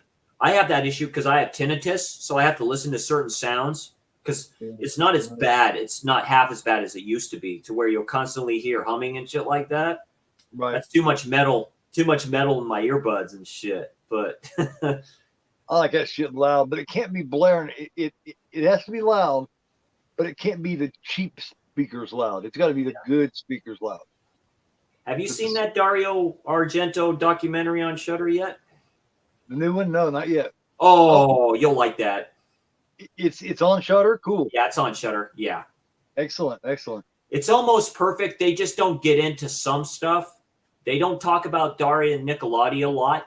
They do a bit, but they don't talk about her a lot. Like they talk to man. They talk to him. They talk to his ex-wife, and they talk to both the daughters. And I forget that he had 3. I think one of them passed. I think I forget now, but his oldest. It might have been his second daughter. The blonde-headed one was the one at the very beginning of Phenomena. She's the one that gets off the bus. Yeah, that's her. Yeah, they talk about that. Yeah. And she was also in Demons, I do believe. They said with 4 Flies, which I forgot about, that Edwidge Finch looked a little bit like his wife at the time, and that kind of an issue with that a little bit. That's why I like it, or not Edwidge Finch, so Mimsy Farmer. That's why I like Mimsy Farmer because she's the most unique out of all the Giallo queens at that time, in my opinion. I mean, she can be scale at sometimes, but she's just different. But Aja was the one that was most like Mom and Dad. She wanted to be in that shit. Did you notice though in all of Dario's films, he had her getting gorgeous assaulted somehow? She had her getting raped or assaulted in every film. One nobody ever talks about is the Stendhal syndrome. I just watched that today. I just watched that today on Shudder. Dude, that film is really good. That film is really good, but it's trippy. It's a trippy fucking film. Yeah. She's investigating this fucking rapist, and she falls right into his trap, and she ends up being a goddamn victim. Not once, but twice. Not spoiler, not once, but twice. Yeah. It seems like a Clive Barker film at first. It's really 2 films, 2 different stories. I really like it. It's a different because it's 90s Argento, so it's different, Trauma too. Trauma's a good one too. One of her Stendhal is probably Aja's best role. Yeah. That's her best role. Her with that wig, I almost thought that was her actual hair. Me and Darren argued a little bit back and forth. He likes her with the short hair. I'm like going, dude, she looks sexy as hell with that long hair on there, son. I'm sorry. You got to give me something to pull there. Well, I mean, she's one where she looks good either way. She can wear it any way she wants because she just got a natural beauty to her. That's before she got all those tattoos on her. Nothing wrong with that. Her mom, when she was younger, before she got older and beat up looking, her mom had something about her too. Yeah. Oh no, they showed Daria Nicolodi. They showed pictures. They showed pictures of the mother and stuff like that. She was like a stylist or something like that. She was really pretty. Yeah. So pretty family. You'll like it. It's pretty good. They talked to the actress that was in Opera. Yeah. You'll like that one. That's an interesting conversation, but yeah, you'd like that one a lot. Which one is it? Is it the bird with the crystal plumage, or which That one was is his it? first. That was his first. Okay, so which one is it where she's like the reporter and she gets in there and she's with that guy and she's beating him at arm wrestling and shit and embarrassing him and all that shit. Which one is that? That's Deep Red. Is that Deep Red? Yeah, okay. Yeah, right. Yeah. That is probably that's arguably That's the only. That's the last time you saw kind of comedy in a Dario Argento film, because he did that with Four Flies, which I didn't like, with the whole Godfrey thing. I did not like that for some reason. That just brought the film down to me.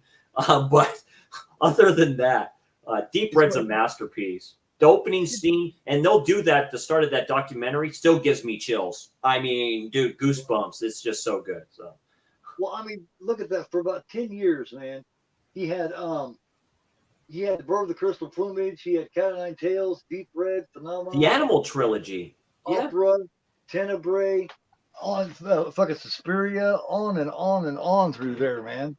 Like Suspiria is the greatest. Suspiria is the greatest Italian horror film ever made, in my opinion. Yeah, but I mean, it's on a different level, though. You can't call it a giallo. You got to put. It's horror. It's horror. It's his Three Mothers trilogy. I have not seen Mother of Tears yet. I don't care for it. Some people like it. JT likes it. I don't care for it. I think it falls really off bad. Since Suspiria has a 4K, Inferno needs a 4K badly. I'd like to see a different type of transfer for that film. Blue Underground did a good transfer for that, but I love Inferno a lot. I like Head of Nine Tails, man, with Carl Malden being blind. Oh yeah, that's underrated. That's way underrated. Oh yeah, I like The Killer. I like The Killer for that. Great the train scene where he gets pushed out in front of the train. You see the face. Yes. That is, I love that story. He's this blind old man. He's a little girl, and they got this great relationship. I love that relationship. I love little shit like that in movies. There was another ending to that, but they just had the script for it and stuff like that, and they show that a part of that special edition 4K of what they're talking about with the whole ending scene and stuff like that. What happens later in that one? I like that scene. He falls down the elevator. He's trying to grab the wire and shit. I didn't see that coming because it's a fast-paced film, so I didn't see that coming. But I liked it because that's what would happen. You know what I mean? That's what would happen. Oh, that's what would happen. It's like which he would use later in Deep Red. That ending scene and the credits are great. That's a Christmas movie, by the way. It takes place on Christmas Eve near the tree. They use something kind of like that too with that one he did with George Romero, the two Two Evil Eyes. Yeah, what they did to what's his name? Well, there's the Black Cat with Harvey Keitel. I have not seen that yet. Black Cat is great. Is it really? You like it? Yeah, he's like Harvey Keitel's like, it's the fucking cat. Shit. Black Cat has got Patrick McGee in it. McGee? Yeah, Patrick. Yeah, from the original Black Cat from Fulci. Yeah, Patrick McGee. Yeah. That is fucking that's the one that I was talking about. Was the cat? He wants to kill me. He is just great, man. Because remember he was in the last story of the original Tales from the Crypt movie anthology. I didn't know that. Okay. There's a final story where it's a bunch of older people where they have no place to stay, so they kind of stay in here. It's almost like a soup kitchen. Oh yeah, that's a double set from Scream Factory. It's that one and the Vault of Horror. And there's this asshole that runs it, and he feeds them this porridge all the time. Yet him and his dog are eating steak and shit. And Patrick McGee and the other old people, they're pushing him around. They won't give him correct heat. They're getting sick and dying. They won't give him food. That's right. So they decide to get their shit together and fucking set this guy up and really take care of him. That's a good one. Watch the original Tales from the Crypt movie. It's great. I like the Black Cat more than Your Vice, but Your Vice has the better ending, if that makes sense. Right. The Strange Vice of Mrs. War is good too. Yeah, that's Sergio. with Edwidge Benich. I'm doing a stream tomorrow where I'm going to have. She's just hot as fuck, man. Yeah, I'm gonna have like 5 stacks of 5. So 3 are going to be horror, 2 are going to be giallo, and then I'm just going to have the chat, who's ever there, pick which ones I'm going to watch, and then that'll be used for future content on my channel. You know, which is a lot of giallo to watch, still a lot of horror still to watch, and stuff like that too. Because I got What Have You Done to Solange? I still need to see that bad boy. Oh yeah. She's almost up there with Caroline Munro in my opinion. Almost. Caroline Munro is special.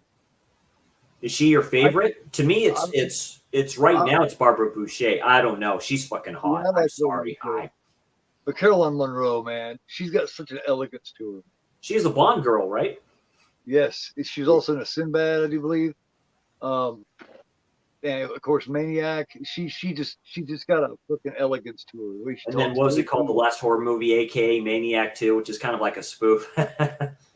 She, you know, even in her partial nude scenes or whatever sexual scenes, she just got this fucking thing about her, where you know there ain't one thing slutty about this woman. She's totally elegant and totally fucking beautiful, man. Like you'd make love to her. You wouldn't fuck her. You know what I mean? Exactly. Yeah.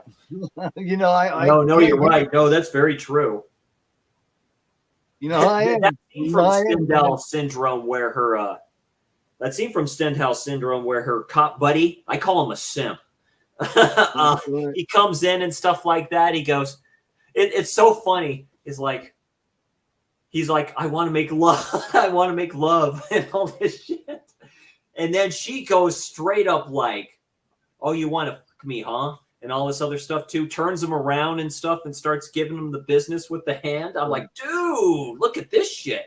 I'm all for that from her, dude. Now, Barbara Boucher, don't get me wrong. You bend her every which way but loose and ragdoll her all around. That's just as enjoyable. Don't get me wrong. It just, you know. Camille Keaton, she's really cute. Oh, dude, yeah. Yeah, she is. I got that as part of the Vinegar Syndrome sale when they were doing like stuff like every day for like a little bit. However, I think I would prefer Sarah Butler from the remake. What is it? From I Spit on Your Grave. Yeah, this stuff right here. Camille Keaton in Italy. So Sarah Butler's got a really nice look to her. I heard Tragic Ceremony is very good too. Sex of the Witch. Sex of the Witch looks the cover to Sex of the Witch looks like another cover to another film that Severin has, which looks very interesting. I'm like going, is that almost copyright infringement there? Dude, the original chick in Torso, the one that's sitting there in the party in the pot smoking party, and there's these 2 guys sitting there with her. The 2 guys there, yeah. She is fucking sexy as fuck, man. It's like a hippie party and shit like that. They're trying to like fondle her and all this shit. She's not having it. She's like, screw it. I'm going to get out of here. What is it, like in the middle of nowhere? So she just goes through this muddy grass and shit. Yeah, she just fucking ignores them, man. And she is fucking just. There's several different levels. There's pretty. There's cute. There's elegant. There's all this different kind. She just had this fucking sex appeal. She just had this. You just want to lay it to her. You know what I mean? Yeah, great stuff. She had that. I just love women, man, and they have so many different levels of beauty. You know, no 2 women have the same attraction. To your point, I think Dario kind of said it. Women in film and stuff like that, and Mario Bava could pick them, and so could he. Sergio Martino can. And they just all can. I'm finding her name right now. I used to know it. Same thing with Barbara Bach in The Unseen. I'm shocked she didn't do. She did some other stuff, but I mean, hey Mikey, what's going on, dude? We should do The Unseen. The Unseen is great. God, I'm so glad Kino had that under Kino's label. That's a not a. Have you watched Humongous yet? Have you seen Humongous yet? What's it called? Humongous. I have not. I've heard of it though. You got to see Humongous, man. It's on Tubi. The problem is if you don't get a good disc of it, it's really dark. Right.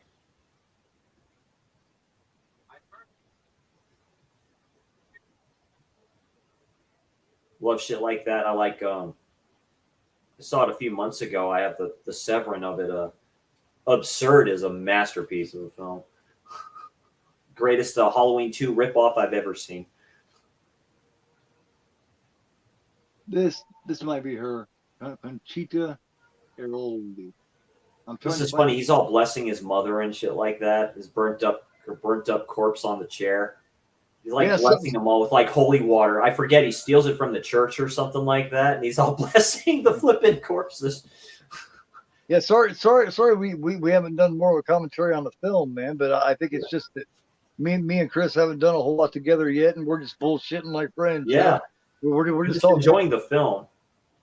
Enjoying the film, just hanging out. That's to me these kind of things, these watch films like this, or my whole point is, and I said this a couple of years ago, we live so far apart from each other that this is the only way that we're able to hang out and watch films together. You know, this is it. Offerings? Is that what it's just called there, Mikey? Offerings? He says Offerings is the biggest Halloween ripoff. Because I was talking about Absurd. With the whole, yeah, I've got Offerings. With them all watching the Super Bowl, eating spaghetti and all this other shit. And Mr. Eastman, who was a Greco-Roman wrestler, by the way. A big dude and stuff like that. But the one scene in the oven is crazy. They let that linger on for a while in that film, so. There she is, and it's a shitty picture. It's a picture of her getting killed in person. Nice. Yeah, I'm up to the point, good old payphones. He's going to call up his buddy and say, you want to go out tonight, shit like that. And he's all sitting there watching the game, drinking a can of Budweiser and shit. She's all like, Bob, it's for you. Just puts it down.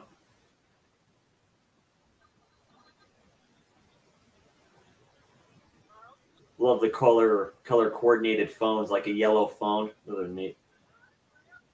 But yeah, Offerings. I have Offerings, and yes, he is right.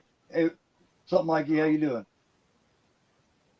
I have on my Amazon wish list too, The Forest. How good is The Forest? I heard that's a pretty good slasher. I heard it has like demon ghost children in it. Yeah. I got a few of them here that are a little unknown. Let me see. Yeah, I got 3 of them right here. Have you ever seen Happy Hell Night? I have not seen Happy Hell Night. What the fuck? It's is that a newer one? No, it was made back in the 80s. It's kind of hard to explain. It's got I love the name. That's probably why Happy Hell Night. So it's got let me see, some people in it that you'd recognize. Where the fuck is he? Darren McGavin is in it. Hey Jason, what's going on? There's the Majorettes. It was made in 86. And here's Offerings, the one that Mikey was talking about. Oh, damn. I've seen that cover before. Oh, shit. This has got a Loomis and everything with it. There's the killer. Yeah, I think that's the one, Ginja. It has a cool kind of slit for it and stuff like that. Shows these eyes like in the forest and stuff like that. And I heard it's kind of a trip of a film. Right. It's not bad. It's not bad. CK for Dead Pit just got the vinyl for that, for The Forest through TerraVision. So yeah, I plan on doing this here soon. Oh, I love fucking curtains. And yeah, Tourist Trap. I don't have that version of Tourist Trap. I have the other one. This is the version that came with the little figure in the box. Right. Yeah, I know. I remember seeing that shit. Nice. I love curtains. Curtains is a trip. I love curtains. The Wendigo mask and all that shit. Great. It's got a great cast, man. It's got has the dude that played the dean in Animal House. Yeah, Samantha Egger.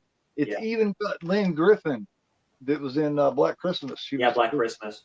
You notice in the credits for the director is the stage name for the actor that's playing the director in that film. So they kind of did that on purpose. I like that. But I really like curtains. That's an unheralded slasher that has heavy giallo elements in there. That scene in the toilet and stuff like that in the bathroom. Yeah.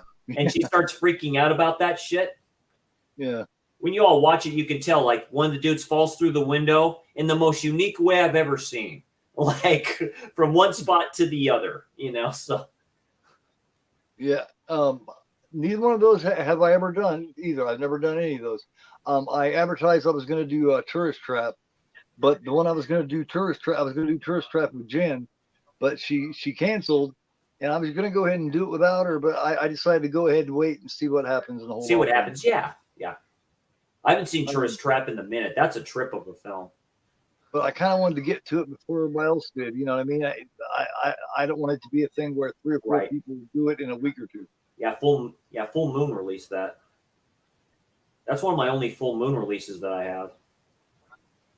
That's one of the reasons I jumped on this one. I hadn't seen anybody do this one in a while. Yeah. And it's definitely labeled a video nasty for some reason. So best toilet scene in a horror movie? Oh shit, I don't know, Jason. Yeah, it's a Canadian slasher. Yeah, definitely. Like a heavy. What do you think's the best? A heavy Christmas. Oh. The best toilet scene. Oh, you know what? The one that's the most gross and freaked out is Dreamcatcher. It's like red moss that's on the toilet. Like, it's fucking freaky as hell, dude. Didn't one of the basket cases do a fucked up one too? Ghoulies did. Yeah, Ghoulies maybe. Yeah. Yeah. I remember back in the day, Psycho was the first time they ever showed a toilet in a movie. That's right. Isn't that crazy? A lot of people are saying Peeping Tom is the first slasher film ever done. No, that's not. That's more of a thriller. That's more of a. I don't know. I don't call that a slasher, man. A true slasher is like I said. Bay of Blood was the first true slasher ever made. Oh, the shit duet. That Mikey's a dude after my own heart. Yeah, Friday the 13th, Part 5. Ooh baby, ooh baby. Ooh baby, ooh baby, ooh baby, ooh baby. Yeah, and then they both get going. Ooh baby. Ooh, that baby. film is highly underrated. I mean, in that franchise, it is really good. It has grown over the last 10, 15 years or so. Yeah. A lot of scenes they didn't put in there, like the one tree scene where y'all puts the strap there and shit like that. And he goes like, you know, they got the shears from the shears idea from The Burning, right? With the eyes of the chick, she's all sitting there and all her full frontal greatness, like that, just snaps. Like Deborah Voorhees, you talk about that's voluptuous. She had a voluptuous body. I love that too. And she's a really cool person, man. She's a really nice person. I've talked to her and shit on here. Nice, very nice. Yeah, she's done a few interviews, and she's really cool. I like that Tommy better than Feldman's or the one they used in Part 6. I like that Tommy in Part 5 better than the other one. He's more fucked up in the head. Because he come off fucked up, man. I mean, yeah, he come all fucked up. You didn't doubt it for 1 minute, and not only that, but he was an ass kicking motherfucker too. He was a big dude too. Yeah, with the glasses and all that shit. I'm not fucking with him. Yeah, he knew how to fight. You know what I mean? I mean, you could tell he was skilled. There were good kills in that too. The one scene with the idiotic backwater people with the mom making the shit, and the son's like, "Wow!" Fucking. Yeah, that one's got a lot of good points to it, man. Yeah, it really does, and it's got a really good cast. Except there's a couple of weaknesses. The director's a little bit of a weakness, I think. He gave a couple people a hard time. He gave the main girl a hard time. She couldn't stand. She was a pig. Pam, the one who played Pam. But you got Reggie the Reckless, man. The kid. Yeah, Reggie. From Different Strokes and shit. Oh, that's right. Remember he was Arnold's best friend. That's right. And just like you said, you got the one goth, I guess, chick you can say doing the dance while listening on the headphones and doing the funky 80s dance. I actually like that song a lot. Like, was it No Lights in Her Eyes? And she's just dancing around, and he's just like right there and just go up like that. Yeah, I think if she'd have had more of a chance, if she would have seen him coming, I think she would have gave him a little bit more of a run for his money. Yeah. You know, she didn't come off as a pushover. At the point where they're all in the disco club dancing around, this is right before he starts freaking out a little bit. Yeah, he's all the shy type trying to get with her and stuff like that. She's cute. Shit's about to hit the fan. He fucks it all up too. Yeah. The dude could be getting some, but he's too fucking crazed, man. Yeah, that's right. Who's that, my brother?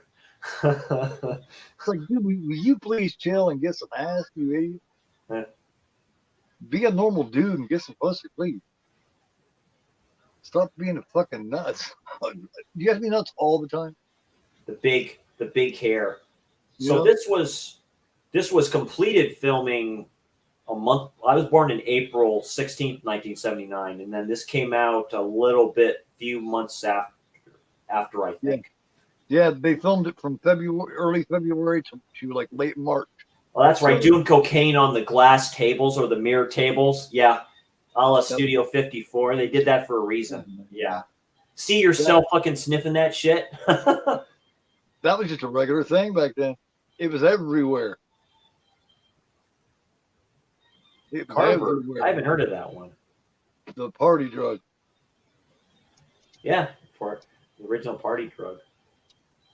Well, you know, I mean, Me and Darren plan on doing different. a stream of, like, I guess, because me and him been talking about a little bit, like maybe 10 slashers that don't get enough love and stuff like that. Right. It got me thinking. We were talking about that today, so it got me thinking. I'm like, oh shit, I have a lot. I have to go through a lot of that shit. See, I can think of 5 that don't get enough love off the top of my head. I don't think do. So Tourist Trap would definitely be one of them. Yeah. See, I think if he did get into coke, it would help him a little bit. See, coke's a little different. Coke's not like meth shit. It don't just speed you up and make you make an ass of yourself. Yeah, this is trippy. Yeah, she's all holding his hands and stuff like that, and holding it over the candle. You happen to notice that where his wrists are at? Yeah. Coke wakes you up and makes you feel good all at the same time. It's not just the speed, you know? It's actual bam! Right there, all over her hair. On the scalp and shit. So what he needs to do is do a couple lines, stop thinking about his mom, and enjoy himself. God damn, man. Put your hand on her, man? What are you doing? He just walks out. He pisses me off here, man. It's like, dude, you caught the girl's head on fire. Yeah. He had all the best shit right at his hands there, man. He had party atmosphere. He had a fucking chick that wanted him. He had some fucking blow, and only this motherfucker. Boom! Just knocks his ass. Yeah, he just beats the fuck out of him or tries to. Well, yeah, her brother comes out and stomps his ass. Beats the fuck out of him to the point where he's going, "Will you just leave me alone?" You know, you whipped a motherfucker's ass when he's laying there going. Then when he picks up those ladies, he says, "Well, I'm like military or whatever like that. I have a certain set of skills and shit." All Liam Neeson like, and I had someone do that before, man. Will you just leave me alone? All right, just stop. It's like at that point, you kind of feel bad punching on him. You don't want to tire yourself out either. You hurt your fucking hands. That's not. It's not like it is in the films. That shit hurts. Oh yeah, one good punch, you break the fucking hand.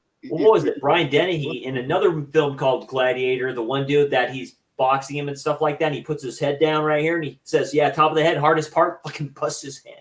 Fists up. I'm like, damn, son.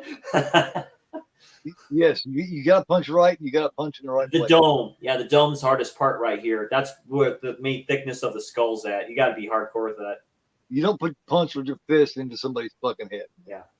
The jaw, the fucking cheekbone, the nose. That's what's interesting with stuff like, God, if you really want to do it, like fucking the Prowler, one of the greatest kills ever, just goes like that. He's like, oh, I call that shit.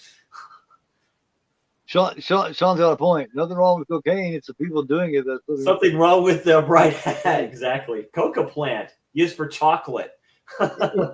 if you do some cocaine and fuck shit up, then you're just a fucking idiot. Because but it's too damn expensive. Yeah. Yeah, and the shit you get now isn't worth a fuck. It's been stepped on 500,000 times, so it's not even cocaine anymore, man. It's a shame. Lesson number 1: don't get high on your own supply. Yeah, because yeah, not everyone follows the rules. Just don't be a dealer, because being a dealer, you're gonna have a little bit of fun, get a little, have a little bit of fun. Never done it, never will do it. I had some buddies that got some one time, asked me to do it. I've smoked stuff. I've taken peyote. I'm not, or taken mescaline. I'm not sniffing anything up my fucking nose. Hell no. I'm not sticking no needle in my arm. No way, mescaline, dude. Wow, hell yeah. Mescaline. Wow.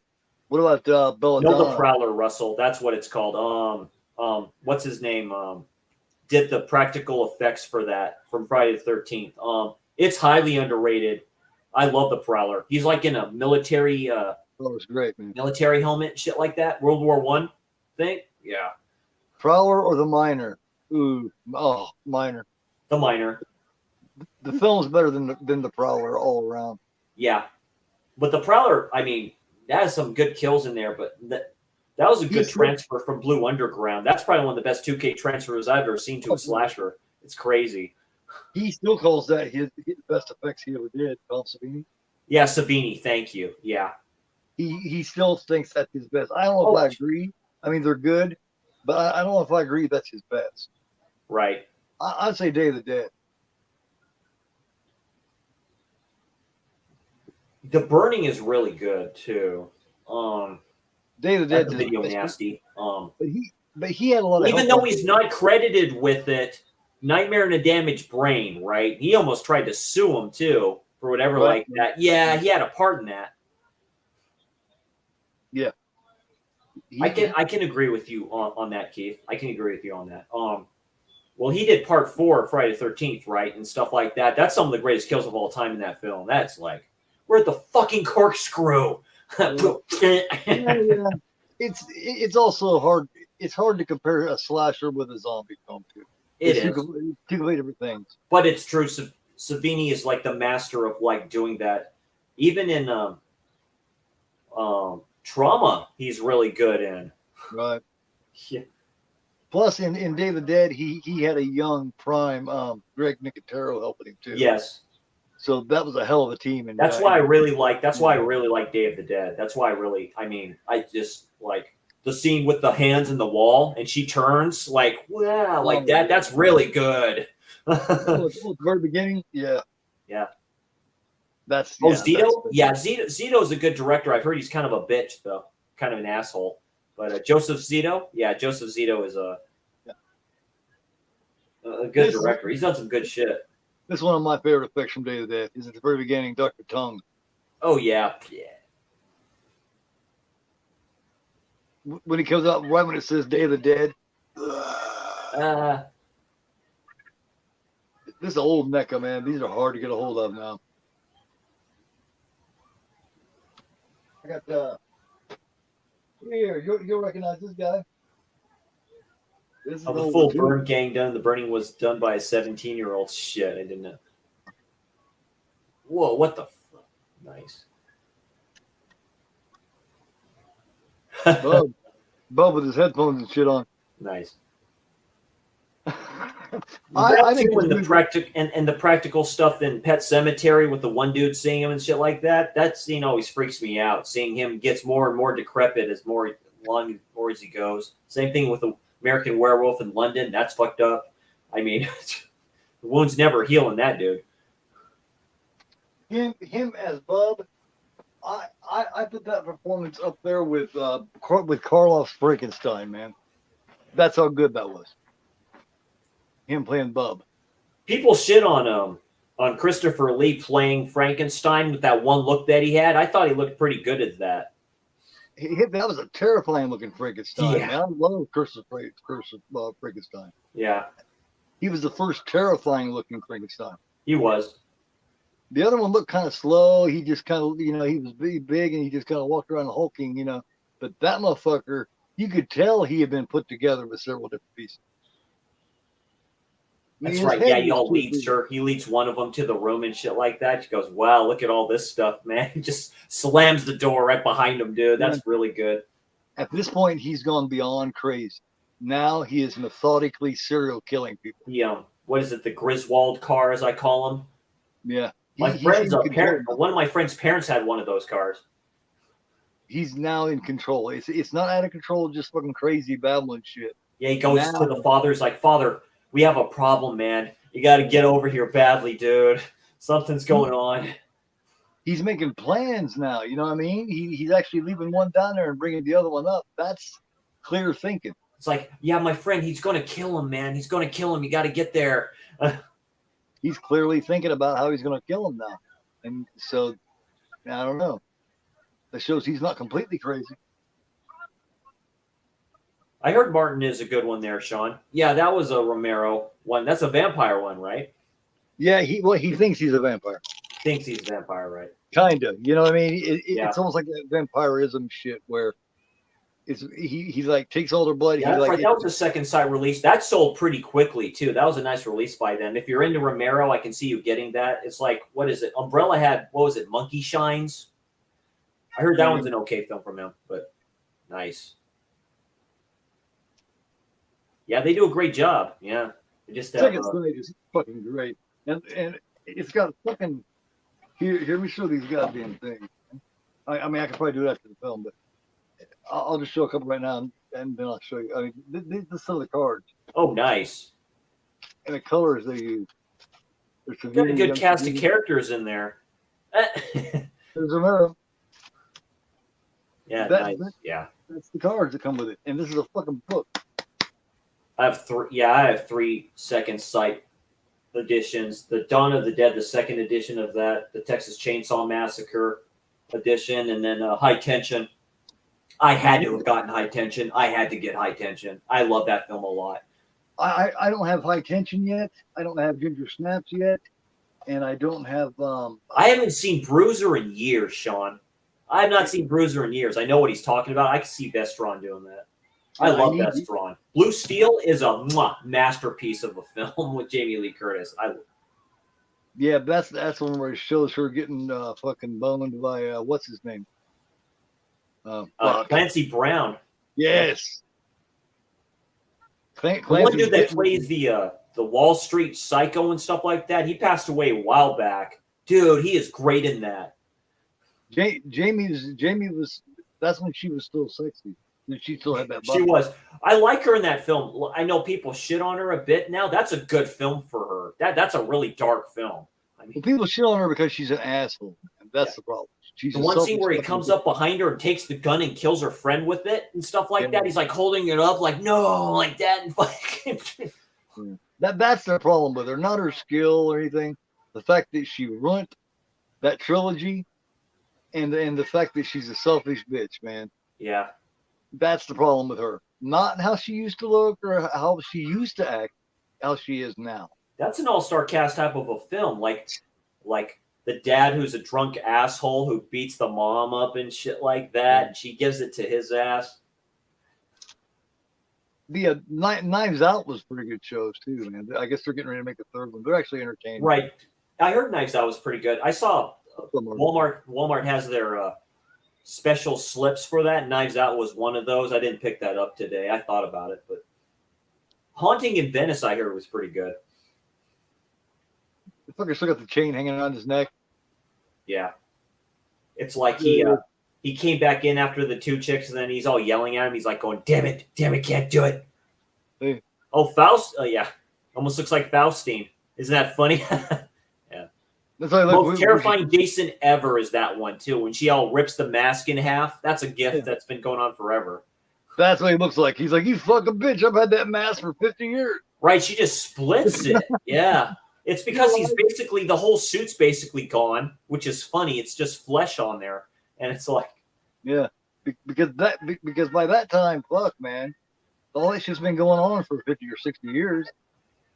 The bitch opens the door and he just puts the hatchet in her and just fucking tosses her next to the TV. That's so funny. But over the TV and behind it. Yeah, behind it. That's right behind it. I'm like, damn. Yeah. It's like, where's Melissa? Oh, she's behind the console. Really? It's like the dog gets so scared that it breaks through the window. Yeah, they're looking for all the victims. Looking around, he looks behind the console. Of course, we got another one back here. Oh, they discovered the room.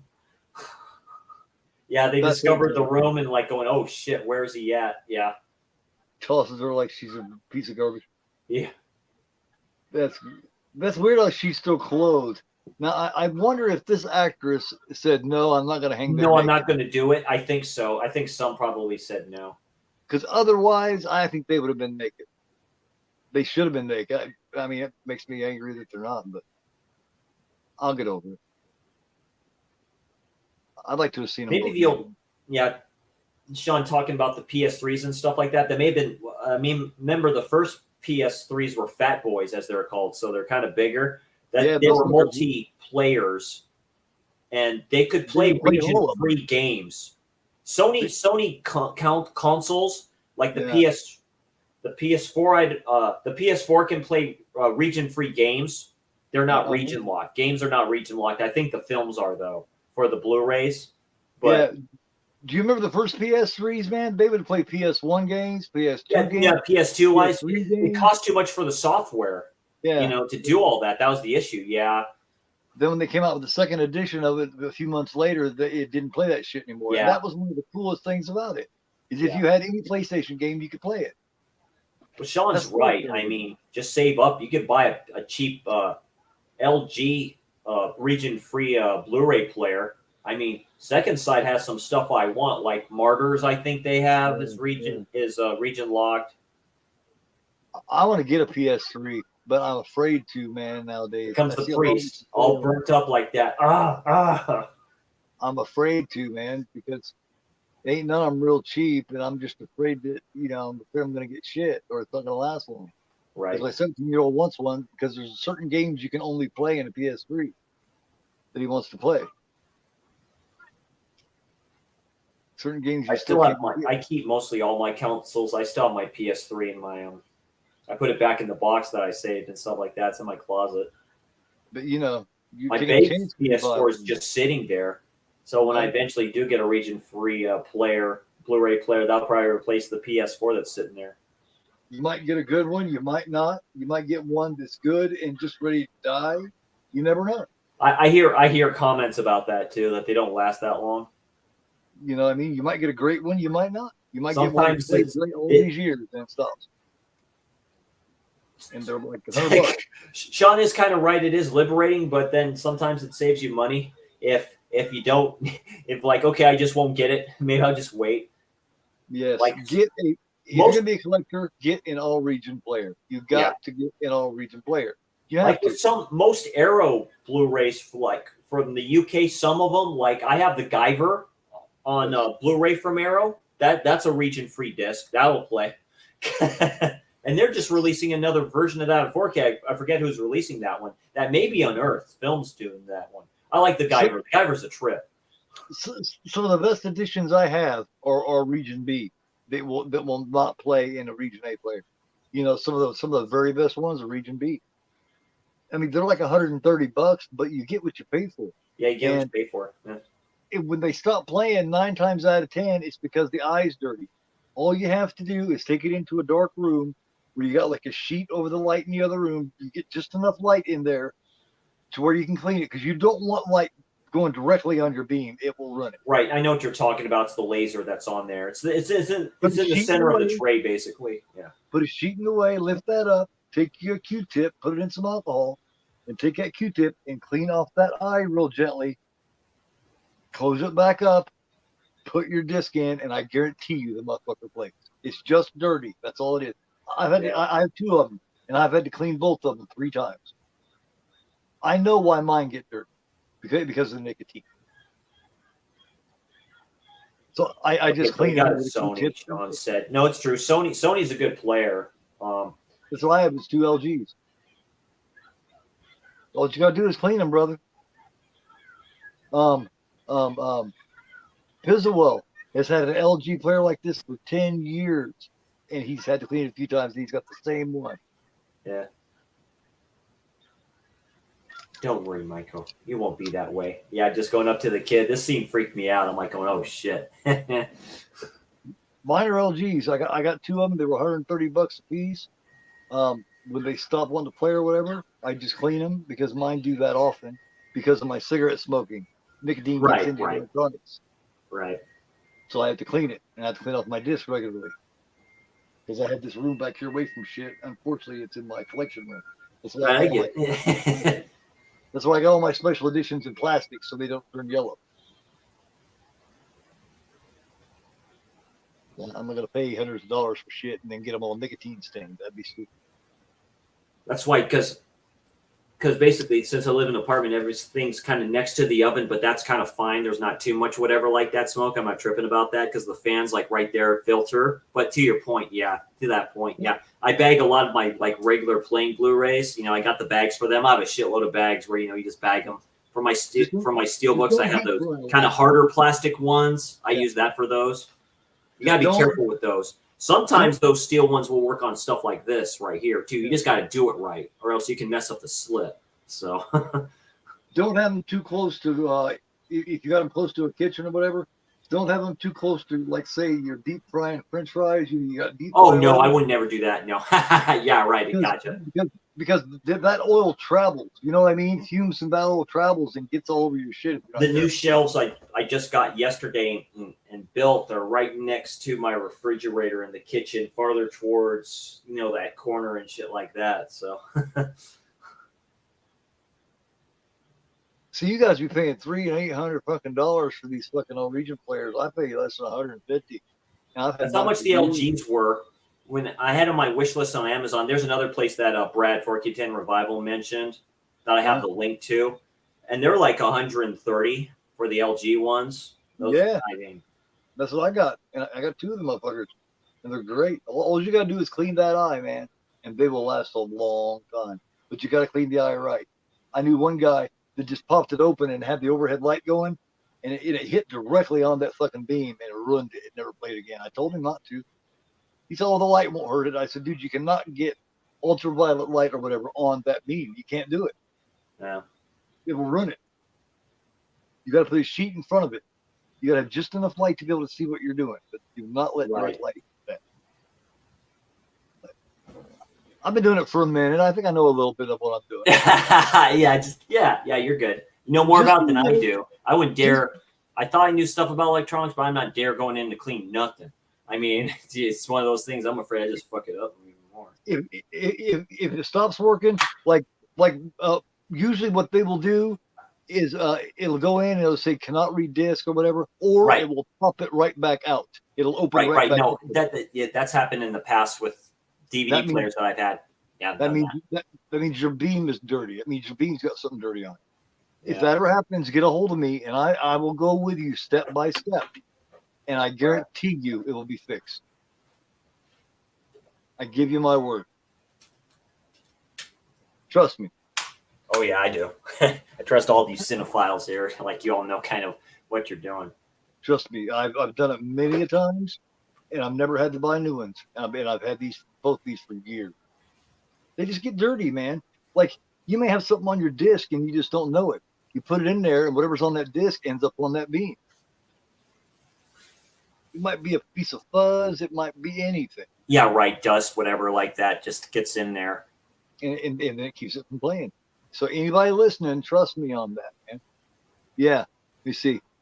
I know you're still playing but the Stars player doesn't give me a shoot now. The LG 2335 was nothing but a headache. I'm not doing things. No, man, it's not hard to get to, Sean. And the only reason I had to do so much with mine is because of my smoking. That's the only reason mine has to be cleaned as often as they do.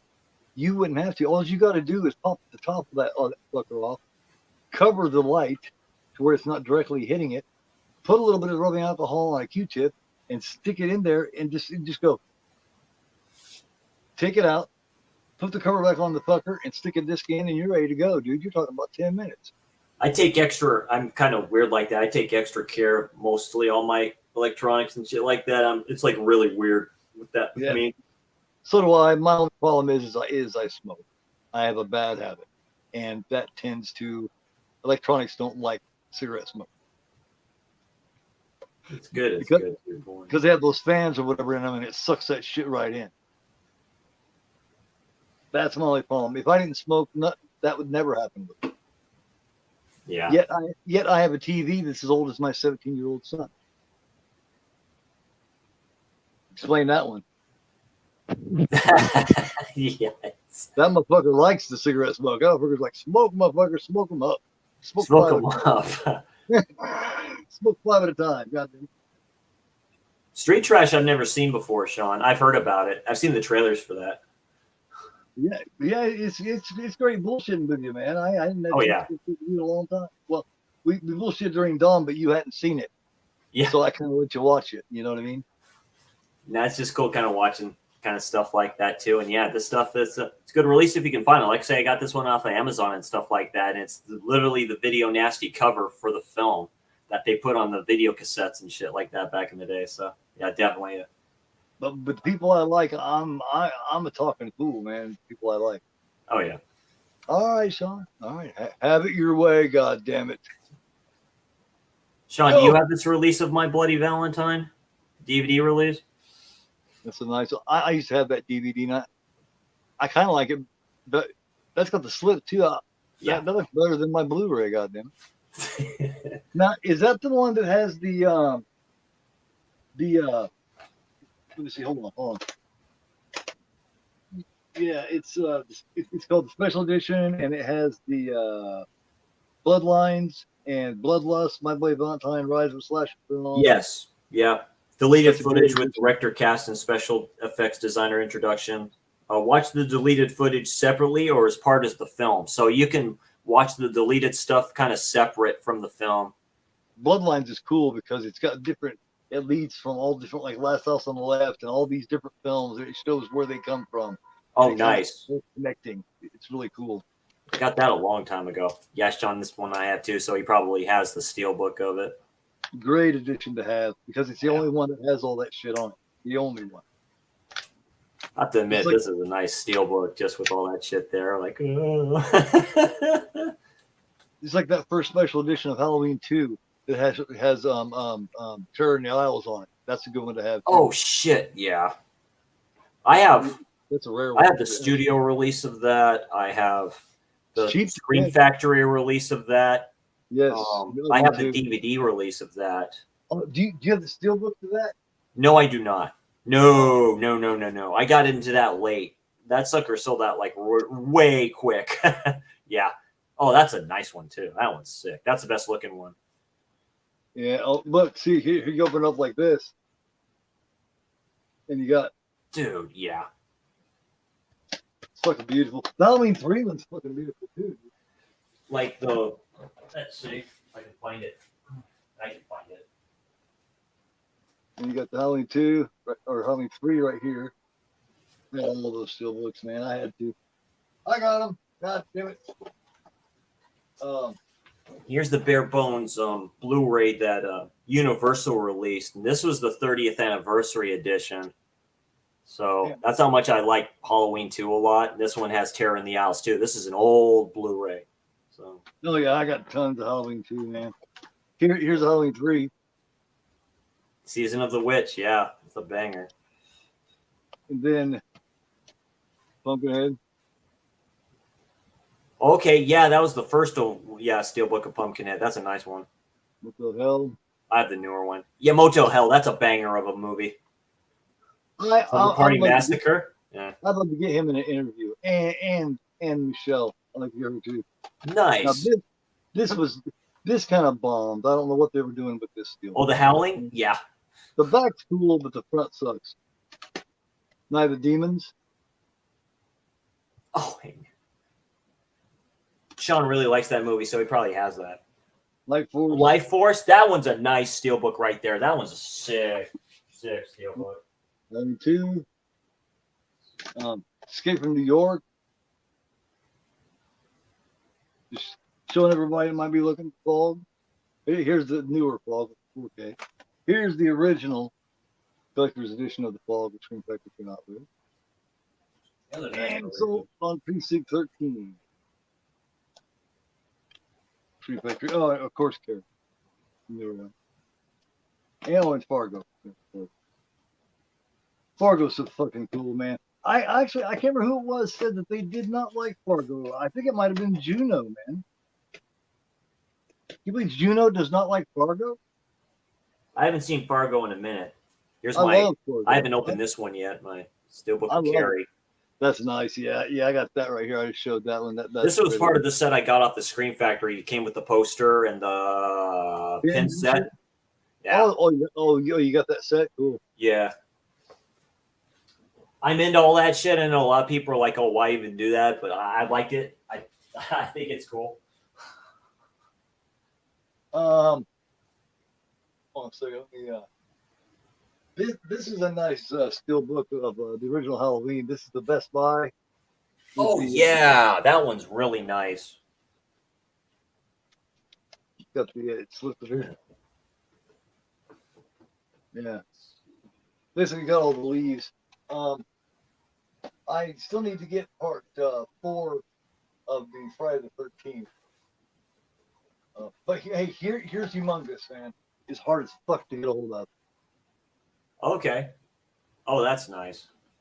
We need to check that out sometime. I always introduce everybody to Humongous. I have to. Right, no, exactly. I'm with Mikey too. Like some of the stuff, if I'm going to collect it, I'm going to collect it like just before dawn. That's another one that gets ignored. That's some more that gets ignored. It's really good. Oh, here we go. I was talking to somebody the other night about Mountaintop Motel Massacre. That's a great one too. Oh, nice. Mountaintop Motel Massacre. Hey, Brad, what's going on, man? Thanks for coming and say hi. Just watching the video, Nasty. Just finished up with it. Like I say, everyone's seen this before, but I had to get it just because of the slip. It's just a re-release of Friday the 13th 4K on Steelbook and stuff like that. But I had to get the slip because it's almost like the Texas Chainsaw Massacre that Dark Sky Films released. Different type of eye and stuff like that, but it's pretty neat. Hey, hang on just a second. I'm trying. Where's all my? Oh, here's all my Maniacs. Oh, I got fucking Maniacs all over the place. Check out this edition of Maniac. Is that the 88 Films one? No, this is from. Oh, that's the Steelbook. Shit. Yeah. This is from Blue Underground Nameless. Oh shit. You got this, and then on the back you got this. Oh, nice. Yeah, I have the lenticular cover version of that. Have you seen this Cabin in the Woods? I have that one. Yeah, I have that Steelbook. Yeah. This is pretty fucking cool. Best Buy had one of their sales like $20 for those and shit like that. So many fucking Steelbooks. I could go on and on and on with the. Yeah, I know. I have a lot too. Not as much as you and stuff like that. Caveman has a lot of Steelbooks too, but. Yeah, German media books too, man. It would be silly. It would be silly because I mean, yeah, that's the fun of it, man. That's it is. Like, listen, check out this Eureka release of Mothra. I have that Oh, not that release. Holy shit! I don't have that release. I have the one released by Mill Creek. See, that's a nice release. Holy shit! Yeah. Films like that don't deserve releases like that. They just don't. Like Mothra don't deserve a release like that. Yeah, I see that Mothra and it was only like $40, and I said I gotta get that. I mean, you know, it's Mothra, you know. Shawnee might, but. Have you seen this Japanese release of Dawn of the Dead? Whoa, I have not. Look how shiny that shit is. Oh shit, 3 discs. Yeah, and they're all in their own thing, and then you got some stuff here that I haven't opened. It's got all kinds of shit in it. There's a book. That's a nice release. Yeah. And it's all written in Japanese. I have a Day of the Dead even better than that. Check out this Day of the Dead real quick. Screen Factory needs to release a 4K of Day of the Dead. This has got a particular cover. Oh, nice. And then on the back, it's like that. And then oh, that's so good. And then you pull all this shit out here, and Yeah. It's all fucking Japanese. You can't read a goddamn word.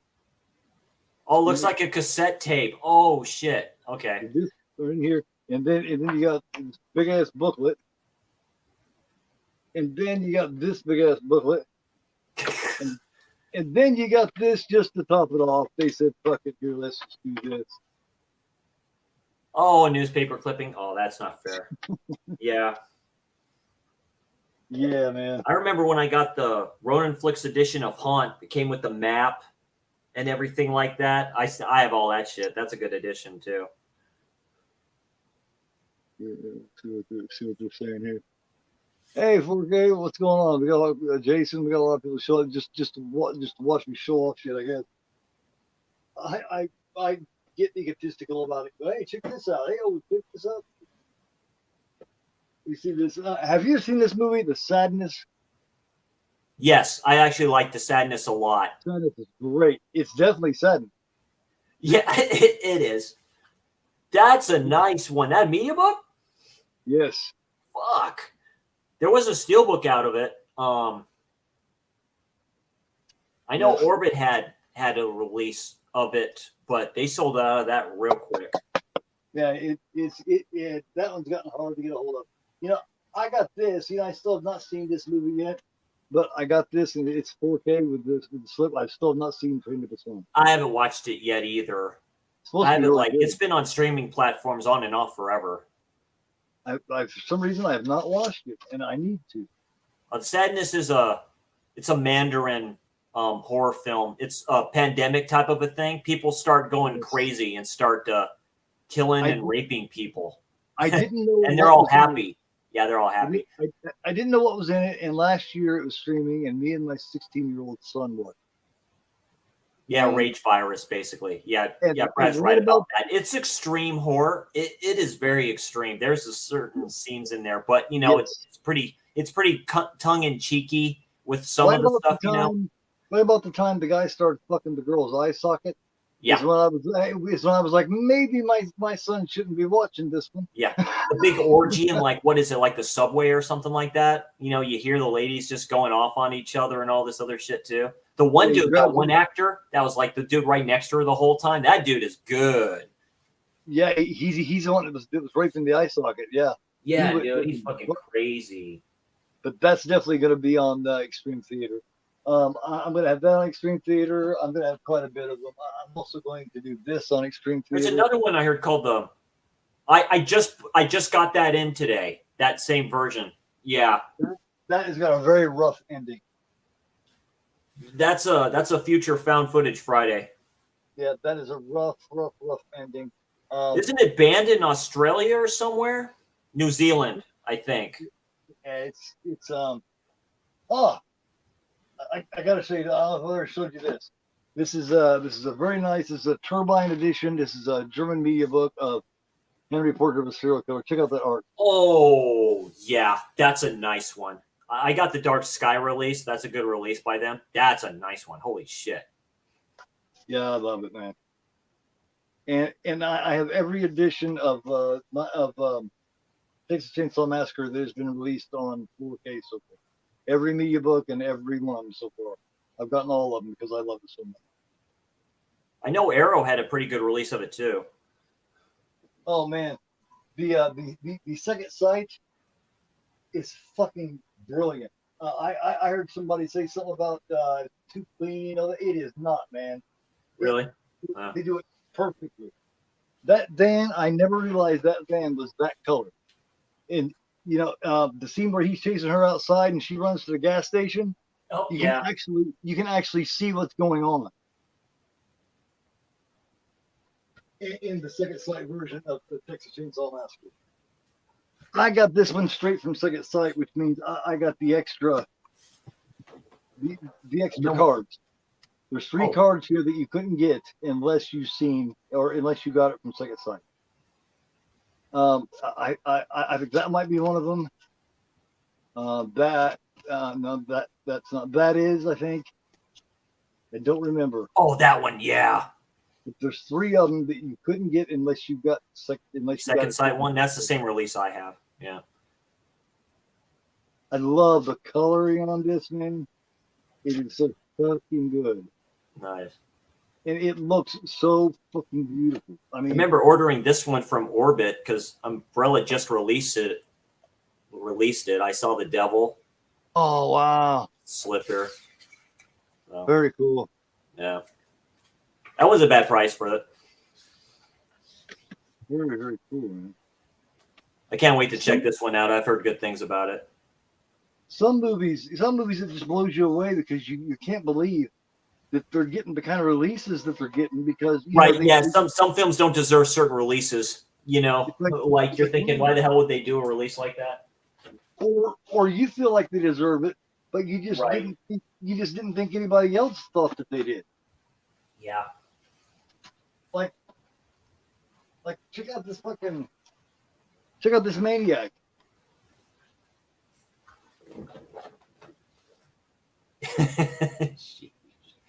and then it pulls out of here. And then I'm back, and then you go in here, and it's like a VHS tape. Right.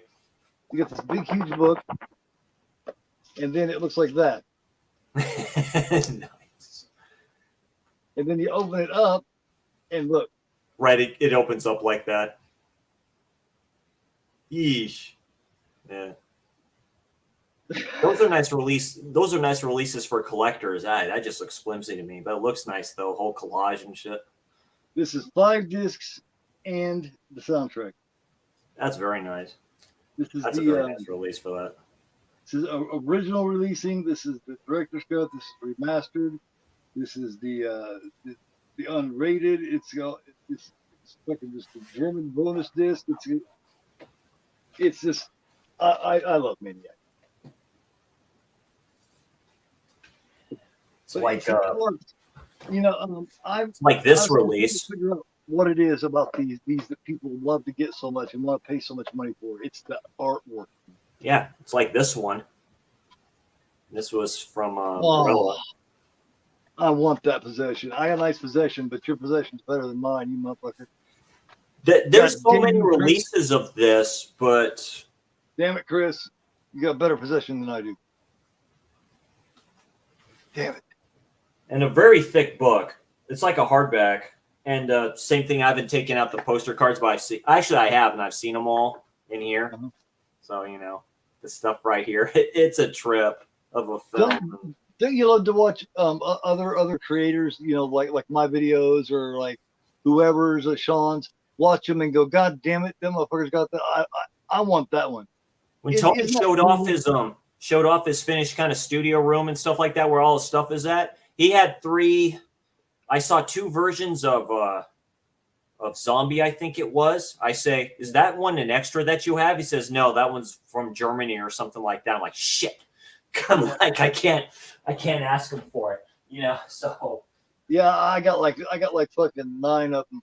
9 of these zombies, man. And I think it's such a healthy thing that we watch each other and go, oh, you motherfucker, I want that.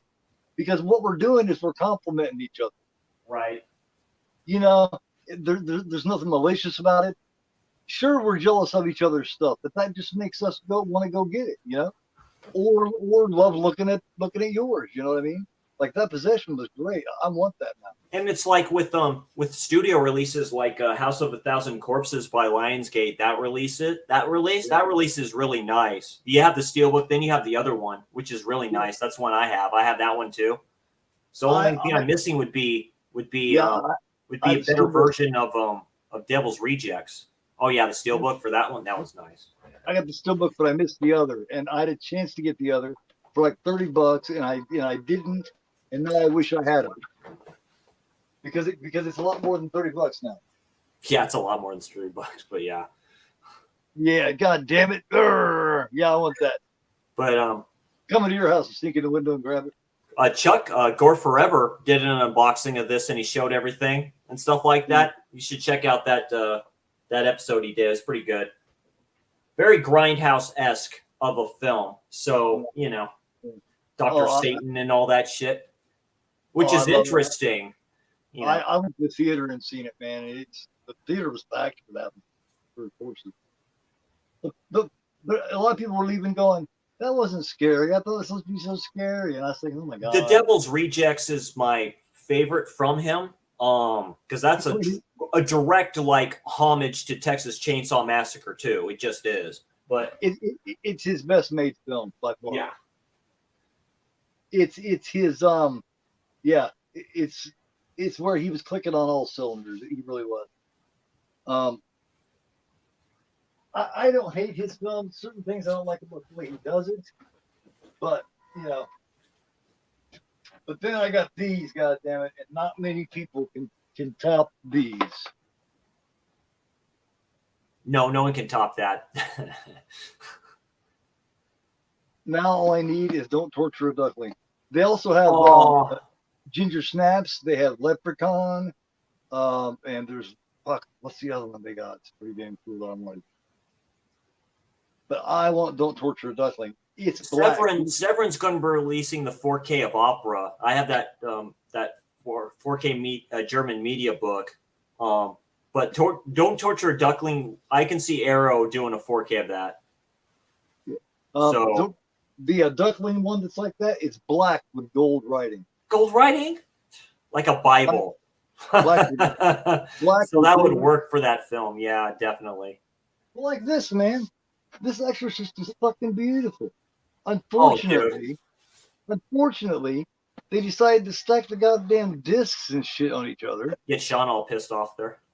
So I took care of that problem. You did? I took care of that problem. First of all, I added a swing door.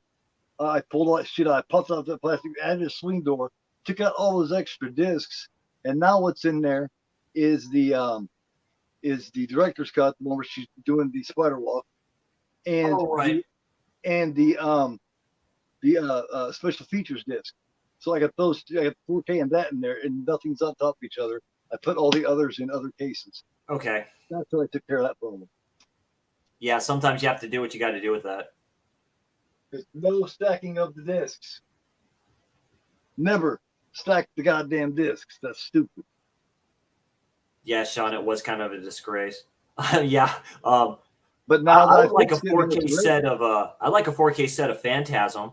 I think we need. I know Arrow UK has a nice Phantasm set, but I'd love to see a 4K box set of Phantasm. Sean yeah, he did. Yeah, you need to see that video, dude. When I was on a stream with them all, Sean was with us. Yeah, he went off on that, and yeah. That's great. God damn it, I'm calling police. Oh, it's small. Have you seen the fright? Yeah. God damn it. Brad makes a good point about stage fright. Yeah, I haven't seen Stage Fright yet, but I've heard that's a really good film and stuff like that for a slasher and shit like that. Now a killer that has like an owl mask on or shit, something like that. I fixed The Exorcist. Point of it is I shouldn't have had to go through all that. Although it does look fucking beautiful on the outside. It is badass on the outside. That Bible look, I love that. Oh yeah. It's all purple like. Purple. Yeah. Yeah, it's fucking good. I like the release. Once you fix the stack disc problem, it's cool. The problem is you shouldn't fucking have to. They know better than that. That's they lazy. Do. They definitely know better than that. That's lazy, and then they want to charge you $100 for it. It's like, why don't you suck my dick? How about that? You know? That's how I feel about it.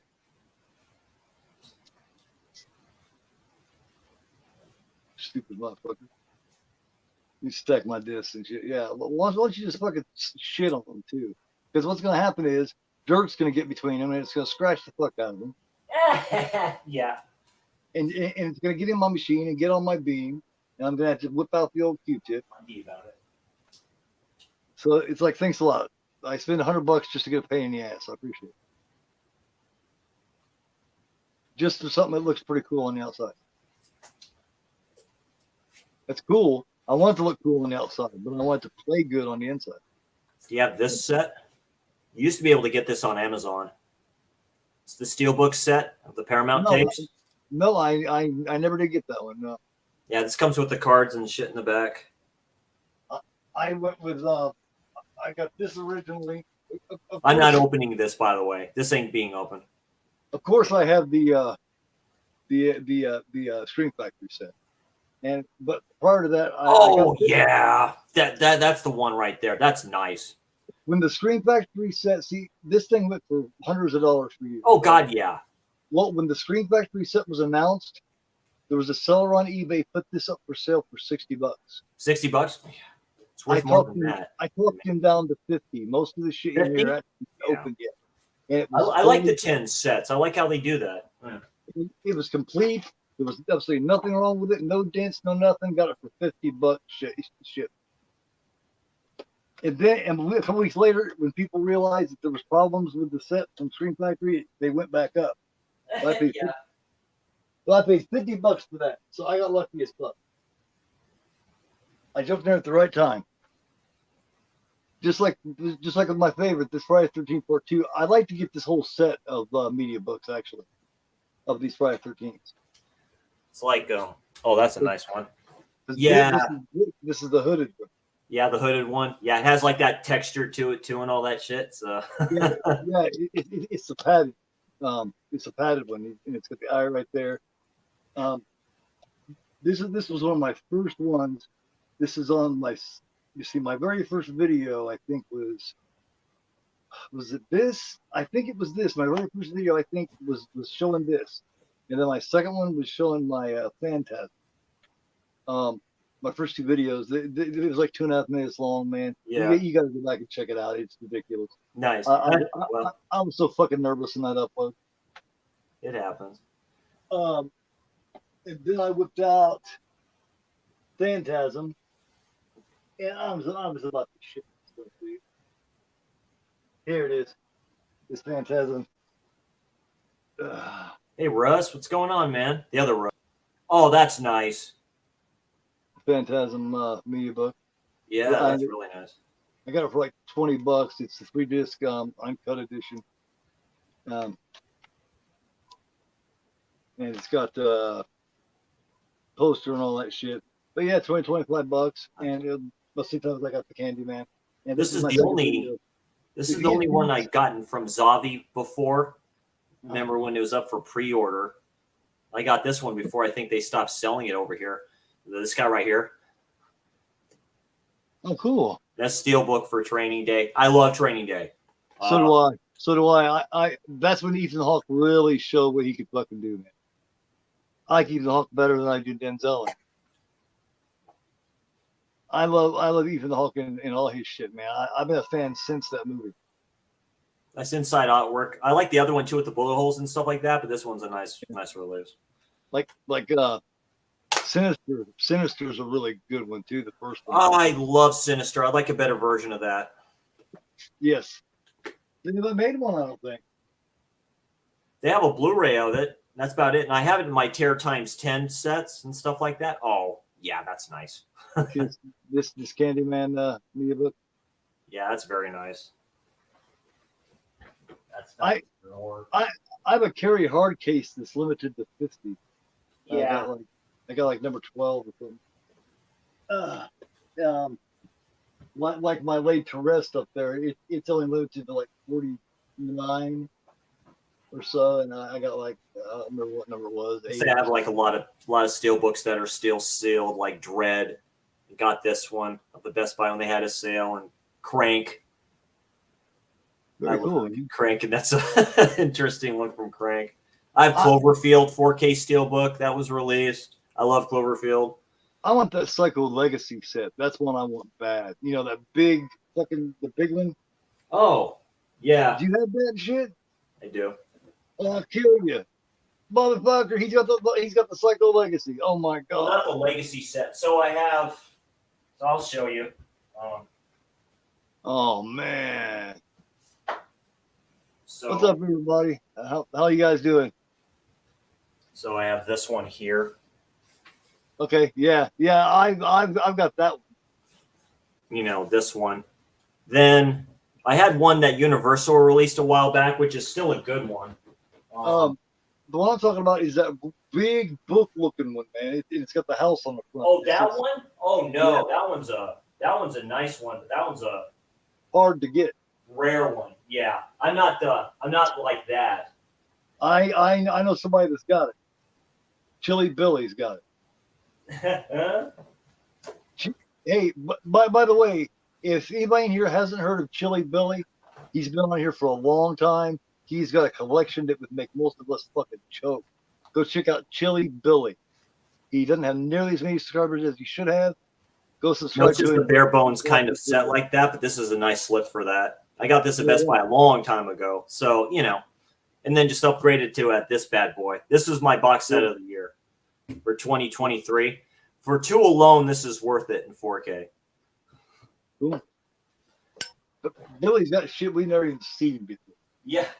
Now, it's hard. One time in one video, he whipped out like 3 or 4 things in a row that I have never even seen before. And that's hard to do because I've seen most shit. He was whipping out Halloween 2 that I had never seen before. All kinds of shit. I was like, damn, Billy. This fucker deserves a lot more subscribers and shit than he gets. So go over and check out Chili Billy, everybody. Here, I'll find his thing. Find his link and put it on here. Saying that too, I miss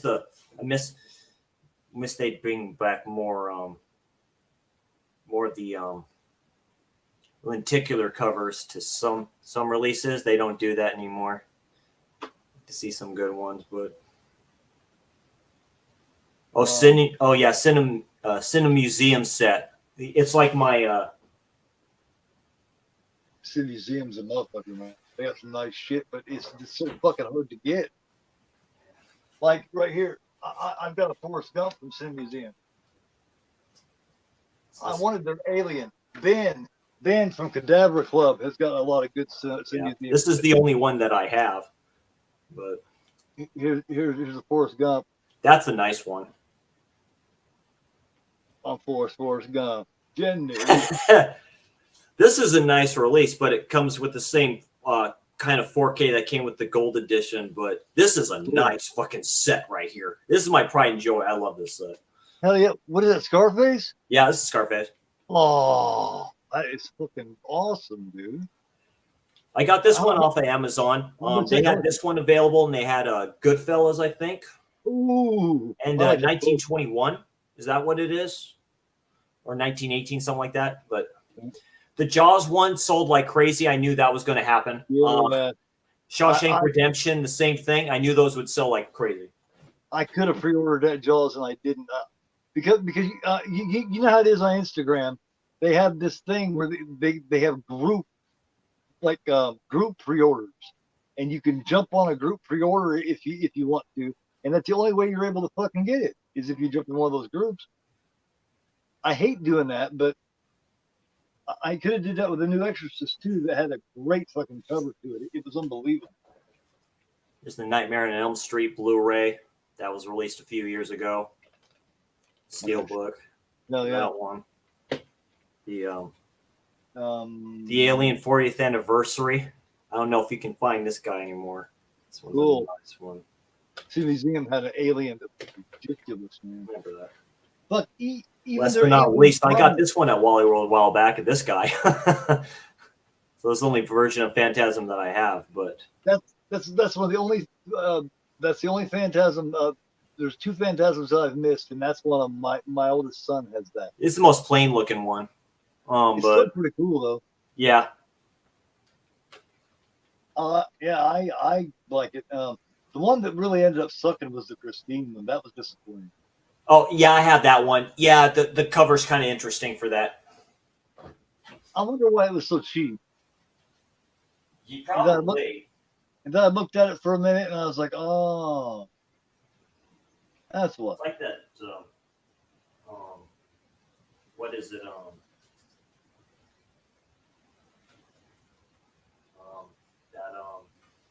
Coke will make you buy more sets just for the Coke.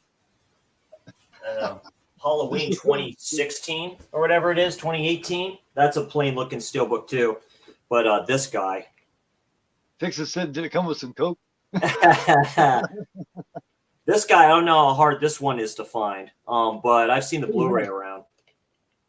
That's a steelbook of that bad boy. That's nice. Did you pre-order the 7 that's coming out? I have not pre-ordered that yet. Don't make me do that. I have. I have. I mean, because you can pre-order on Amazon free. So I pre-ordered that. That's bad as fuck. I've seen it on Grindhouse Video. I've seen it on Grindhouse Video is a good site, by the way. You just got to wait for sales there, but they have good stuff. I ordered 3 from them recently. Right. This was, of course, from Barnes & Noble, the Steelbook for Goodfellas. There's another one that looks a little different. Dude. I love your collection, dude. It's fucking badass. But that's nice. You got some shit I did not know you had. This one is a I've showed this one off before. This one's a metal book for Iron Man 2. This one came out a while back, so it's a little bit scratched up. But you kind of see the lenticularness of it. Right. So nice, man. This is 4K Tent Revival says, has anybody told Chris he needs to calm the hell down? Yeah, that's the phrase that I use whenever I do haul stuff and stuff. I'll say, calm the hell down, Chris. Yeah. No. I am calm at the moment. Have you ever seen Lamb? I have not seen Lamb yet. Yeah, it's A24, right? Yeah, I heard that film's a trip. Lamb is a damn good fucking film. It's weird, but it's good. Let me see. Hold on here. Wait a minute. Let's talk about shit now. Now let's get down to it. Get down to it. Check this motherfucker out. Night of the Living Dead. This is done by Art House, and this is a big fat fucking son of a bitch. This opens up almost like a fucking cigar box, man. Oh, nice. That's a nice one. Oh hell, it's hard as fuck to get a hold of, man. Look how fucking thick it is. A lot of stuff is.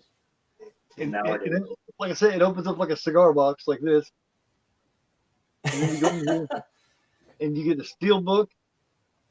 Oh, nice. This is German. And then you go inside, man, and oh my god, it is full of shit.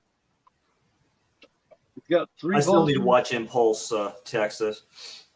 It's got this book on it. It's basically the way the night set is really nice.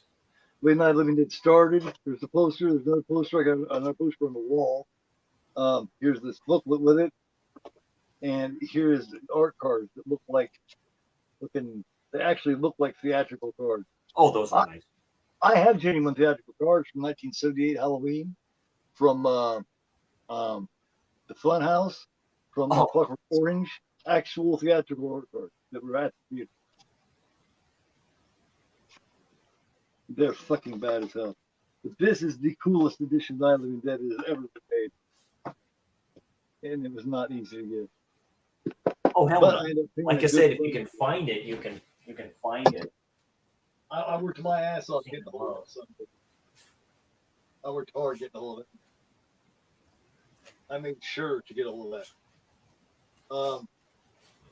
This is the film Texas is talking about. This edition you can't get anymore, I don't think. I know Grindhouse is re-releasing it, though, another edition of that. But, hey. This came with like a signed director card that he had. Oh, nice. Angela. She runs about $500 on eBay. Jesus. Is that a NECA one or is that something else? This is a NECA Screen Factory one. Right. It's what you got through Screen Factory. Yep, she's hard to get. The one I wish I could get a hold of is fucking the Night of the Creeps one, the Tom Atkins.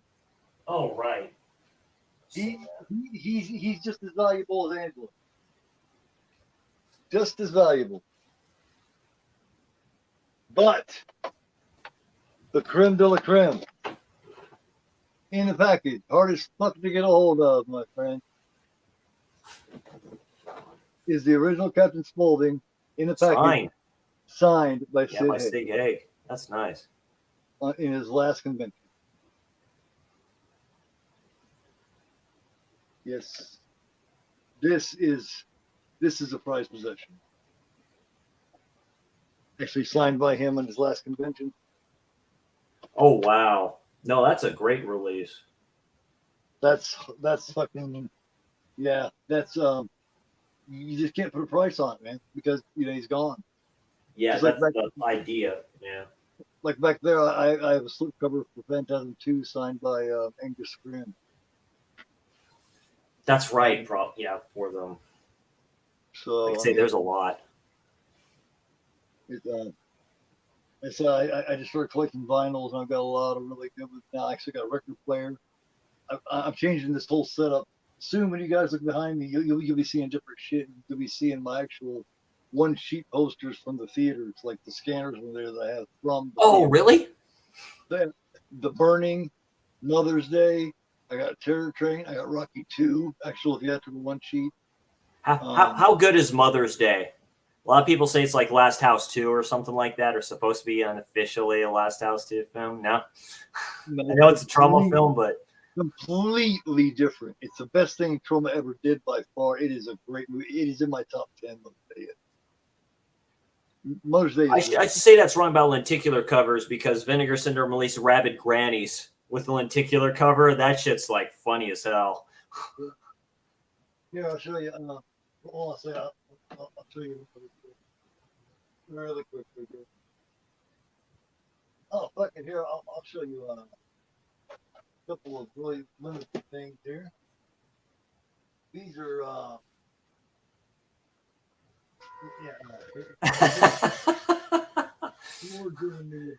Good job there, Sean. Yeah, you get me fucking started, man. Get out of it, I got you.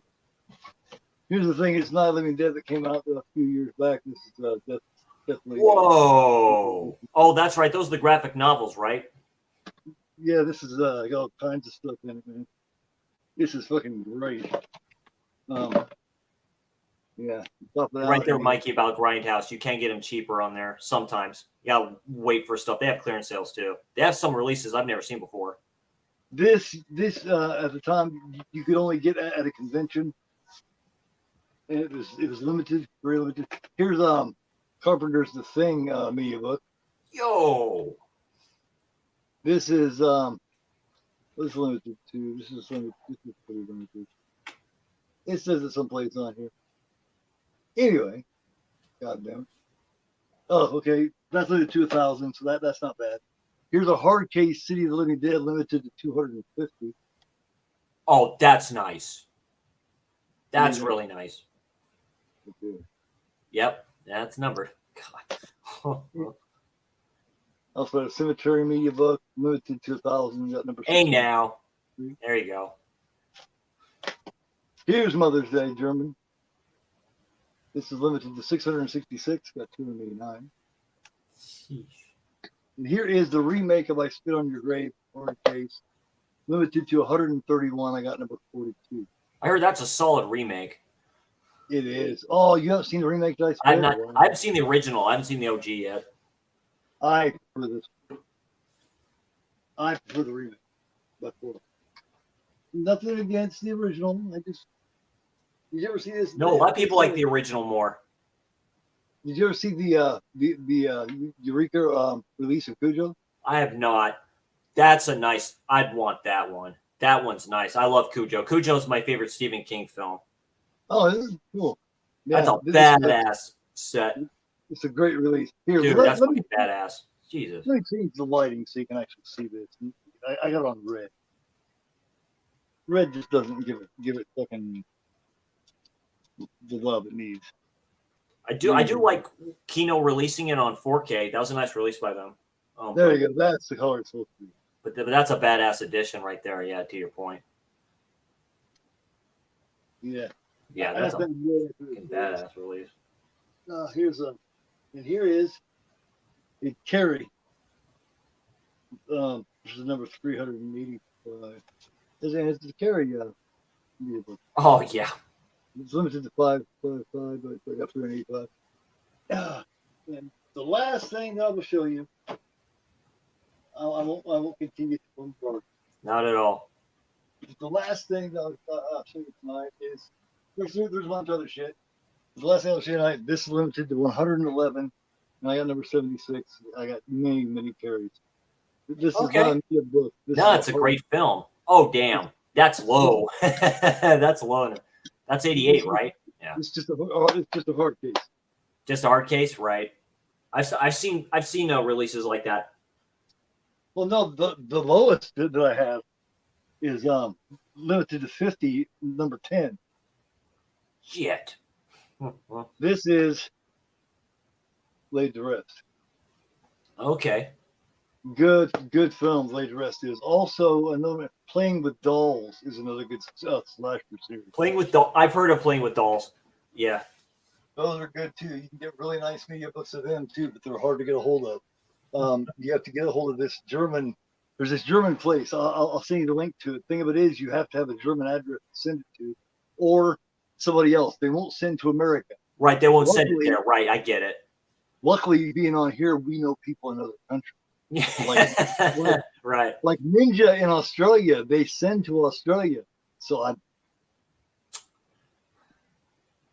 about a month ago, I was like, Ninja, this one place, blah, blah, won't send to America. I think you've mentioned the kind of sites once or twice, but yeah, you've mentioned kind of stuff like that. Yeah, that's cool if you can get them like that. Yeah. It's possible if it be sent to you and I paid you to send it to me, could we do that? He's like, oh, sure. I was like, hell yeah. But I was very picky about what I get. You better believe, because it's going to cost me a fortune. Right, exactly. Yeah, I hear you. I sent him just something 2 or 3 months ago. I sent him 3 Blu-rays. I sent him House of Last Cemetery edition, the Window Arrow edition. I sent him Bay of Blood, and I sent him something else, and it was like $45 to ship it. Right. Damn. It's like getting stuff from Japan. I remember gotten a Neo Geo gaming system, AES, because they stockpile that shit over there in Japan, and yeah, the shipping is like $65. That's why they put it so cheap, because it makes up for it with the shipping and stuff like that. They equal the fucking cost of it. Yeah, it's crazy. It's like to send a gift. So it's like, let me see, that House of Cemetery I sent him is worth anywhere from, he can go anywhere from, on a good day, $40 or $50 or over $100. Yeah. So altogether, I'd say on a regular, I sent him $80 worth of shit, and it cost me $45. So I spent $130 just sending my friend a gift. Right. It's like, fuck, guys. $35 to send to it. Why don't I just bend over and why don't you just fuck me right now? Don't use no Vaseline, no nothing. Just do it regularly, because that's what you're doing anyway. Yeah, man. Let me see. There's something else. I need to be reminded. There's something else we're supposed to be doing too. Oh yeah, you are joining Saturday, right? Yeah, I'm joining Saturday. Yeah. I think everybody understands the concept now. I finally understand it. That way, I was able to. It's all good. It's all good. You've had kind of a busy day today. Yeah. Well, the first couple episodes, I wasn't sure what I wanted to do with it, man. You know, I had an idea, but the idea just wasn't working as well. So I just figured, why don't we just make this a show where we try to exploit and show off films that are never heard of or never get any kind of love or attention. Maybe that will get them out there and get people paying more attention to them. You've had good discussions before, and you've had good panels with that before. It works really good. So I said, why not just do that? Because no one ever does that. No one ever talks about those films. So once a week, that's what I do. I get a new panel, and we discuss all these films that nobody ever talks about. They're damn good films. Shit like The River's Edge. Shit like The Dead Girl. You know what I mean? Just all those, man. Del Morte, or whatever they're calling it. Yeah, Cemetery Man, which is on Shudder, by the way. They put Cemetery Man on Shudder, so I'm definitely going to watch that bad boy. Like De Palma's The Fury. I've only seen trailers of The Fury. Yeah, that's with Douglas, right? Kirk Douglas. Kirk Douglas, Andrew Stevens. It's got Amy from Carrie in it. It's got Carrie Snodgrass in it. Of course, you got River's Edge. Everybody knows River's Edge School, but the way we're talking about it. Right. You got shit like Horrible Way to Die from fucking Adam Wingard. You know, he's known for all this shit now, but that's a damn good show. It was made right after House of the Devil. Oh. Yeah, from Ty West. Yeah, you got so many of these. You got Killer Joe from Friedkin. Yeah, from Friedkin. Yeah, Matthew McConaughey, right? Yeah. Great performance from McConaughey, man. What he does with that chicken bone, with that chicken leg, yeah. I'll kill you all. Yeah. It's like I haven't seen it in like years, but I have it from Scream Factory, The Guardian from William Friedkin. Yeah. Like, you know how many people? It's like a dark never fantasy cruising? film. Yeah. Never even heard of cruising. They think the French Connection and The Exorcist is the only thing he did. You know? Bug. It's like, I no, mean, Cruising did a lot. that Umbrella just released. Yeah. Yeah, man. Fucking Bully. Fuck. I mean, damn. Bully Yeah, has he's a good release somewhere. I remember Orbit had it. I forget who released it though. I may be out. They may be out of stock on that right now. But no, I have heard of Bully before. That was Umbrella. Umbrella, it was Umbrella. Yeah, Umbrella sells out like real quick. They released it right after that really cool edition of Audition. There's so many of these films. I pre-ordered the Umbrella version of The Hitcher. Cool. And Audition I've been thinking about. Good show. That's a nice looking release, but I may just wait for Arrow to do a 4K or something because I know the anniversary is coming up to Brad's point and the chat's point. What about Southbound, man? That's a great fucking on Pop's Movie Dungeon stream, I think that was mentioned as a film, Southbound. Great anthology, man. Yeah, great anthology. I've heard really good things about it. It is. It's great. Yeah. I can't remember who it was talking to me. It was what's his name? Was pissed because I had the slipcover. Goddamn. What's his name? He's been around for a long time. He's got the most. I know it gets annoying where you're like going, "Fuck, I just don't have it." It's like one of those things. I think you see some dude just fucking just out of left field you never seen before, showing it off, and he's got the slipcover. It's like, you motherfucker. Right. Just shit like that. That's what that show's for, and I think that makes it important. I showed this last one off. I've shown this off before. The Talk to Me that Umbrella released. This steelbook right here. This is a bare bones steelbook looking thing, but pretty nice. And I got that with the hand. I had that sucker in the big box that's in there in my room and shit like that. So it's because of us collectors and us niche collectors is why all these films that never got no love and got lost in the shuffle before are now getting these big, nice releases. So we have accomplished a lot. We have accomplished so much. If we hadn't got so stupid about it, this would never be happening.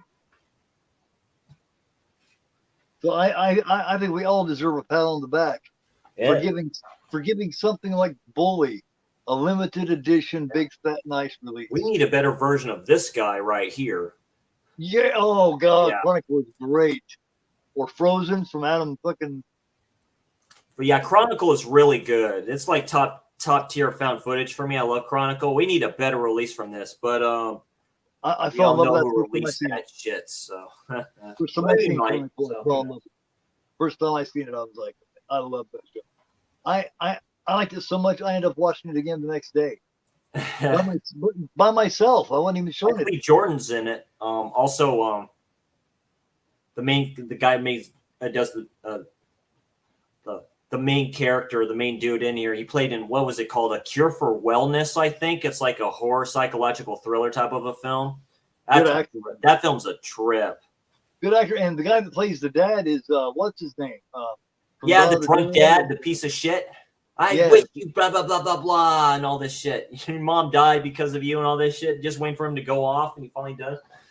Yeah, he's the Dick Mole cop from Dawn of the Dead remake. Yeah. I can't remember his fucking name. He's that guy. You know what I mean?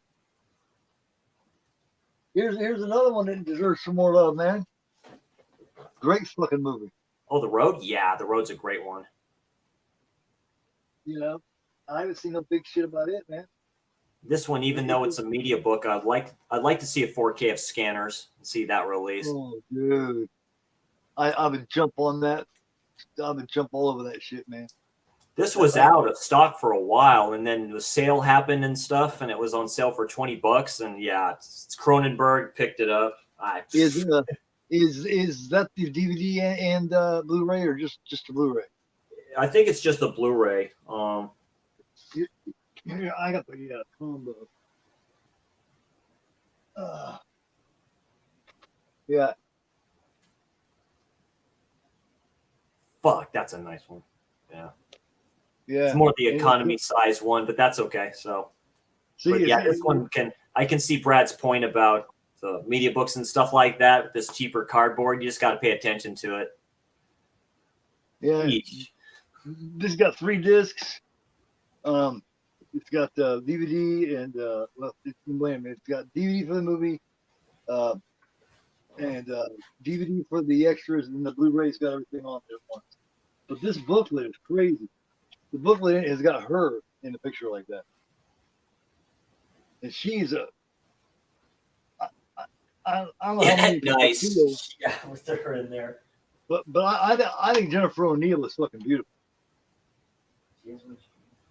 She's hot as fuck, I think. Jennifer O'Neill from Scanners, hell yeah.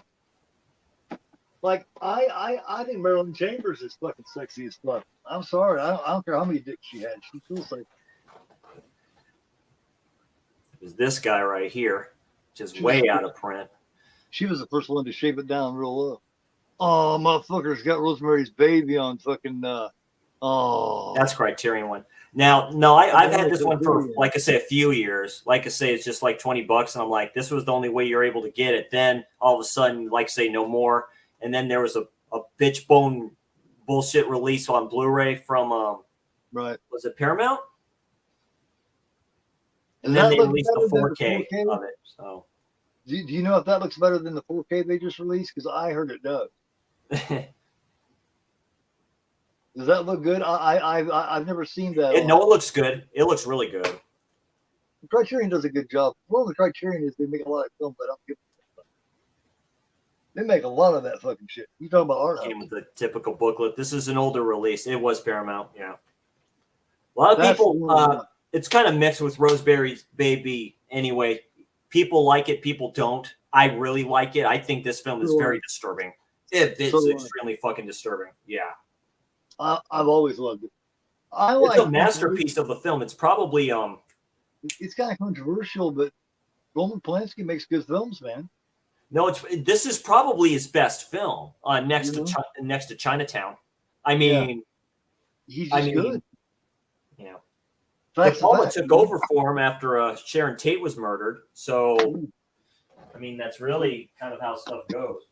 You know, regardless of what he's done in his personal life, he's a great filmmaker. That's where. Did you see the interview that I did with Eric the other night? I've seen some of it. I need to check out the rest of it. I've checked out some of it. Yeah, that was a good interview. We discussed that. We discussed separating the artist from the art, and I was telling how hard that is because a lot of people just won't do it. And just like I told him, I said, man, if you don't, you're not going to be watching very many things. You're not going to be listening to very many artists. I mean, if you're an Aerosmith fan, which I am, look what Steven Tyler did, early on with that teenager in the mid-'70s. He adopted her so he could take her with him so he could have her. Roman Polanski has been accused of very shady shit, though. Like, we're talking around the director of the Creeper film, whatever it's called. That dude. We're talking about that level. Like, bad. Bad shit. But they don't know unless they're not telling us, which I get that. I didn't know that until I guess he was nominated for an award or he got an award for a newer film that he did.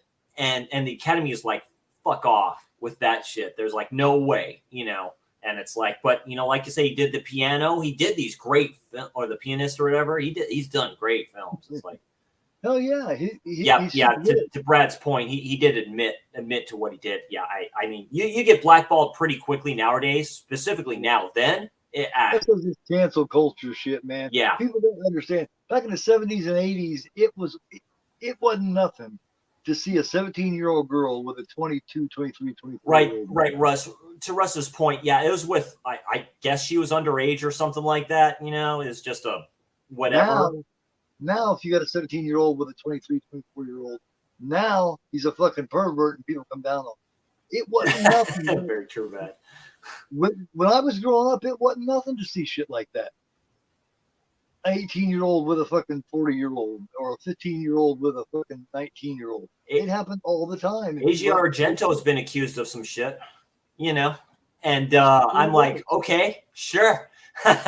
so what? It's like, hey, but I was born in '73, so I was a teenager in the '80s, and a young man. I turned 20 in '93, so I was 18 in '91. You know what I mean? So during that age, that shit just went on, man. Yeah, this shit isn't on the level of Epstein or what's his face who killed himself in prison. So it's not those people. Now a 25-year-old and a 10-year-old or a 12-year-old. Whoa, that's pedophilia. Yeah, that's straight up. That's always been a problem. Yeah, that's always been a problem. It went on. But what was it, Jerry Lee Lewis? How old was his cousin when they tied the knot? Yeah. So that's always been wrong. But I'm telling you, 15, 16 with a 20-year-old, that was common shit when I was growing up. Yeah, no, it was. Yeah. And now people would just go look awful. And I didn't think twice about it.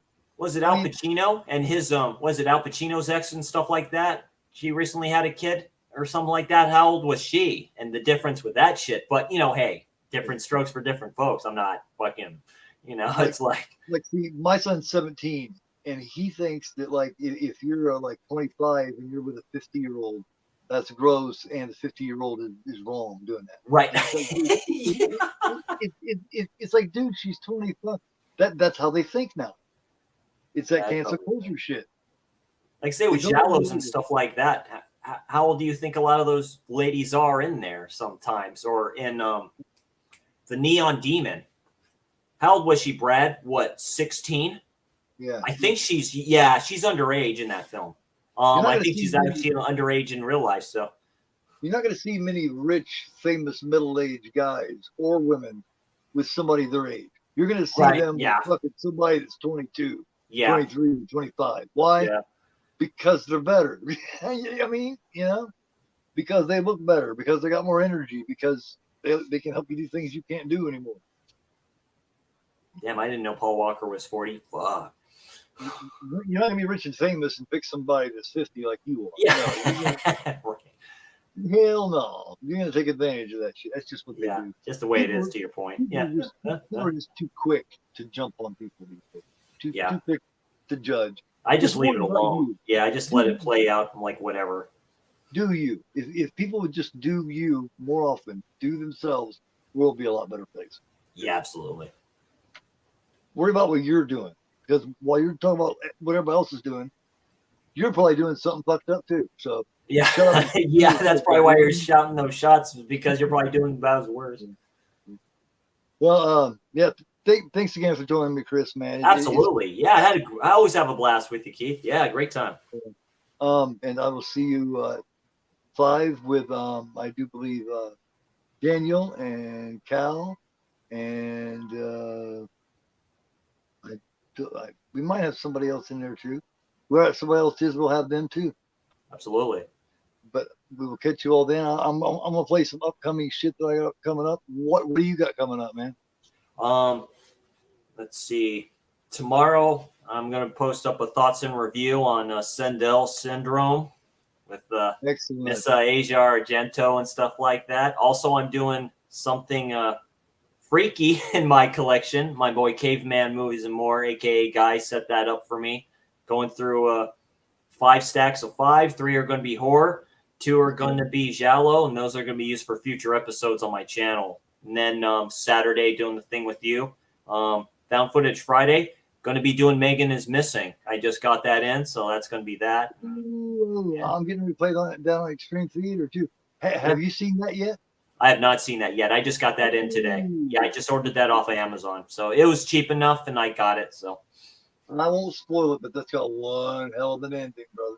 I heard it does. So it does, yeah.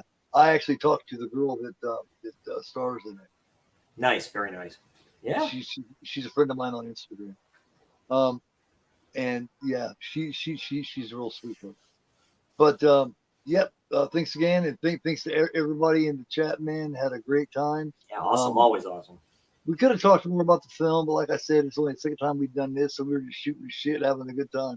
Oh, yeah. But, like I say, watching the video nasties and talking the shit. It's all good here. I'm going to take a couple of day break here, hang out, enjoy Valentine's Day with my fiance. I will see you all Saturday.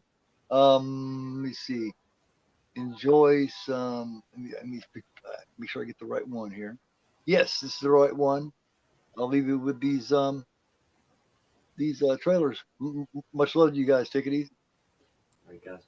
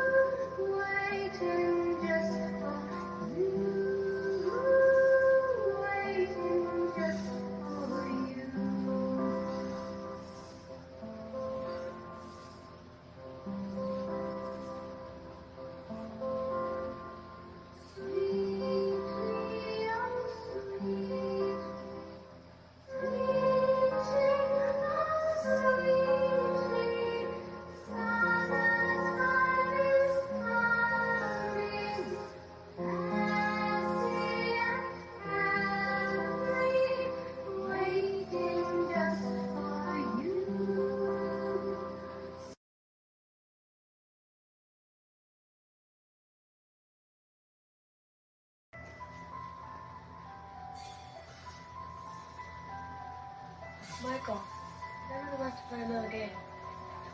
Put your hand in the box. Don't fear, Michael. I can't get my hand out. Don't fear.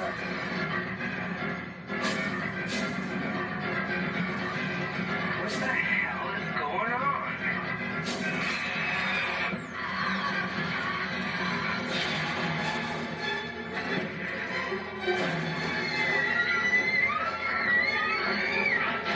I see it all now.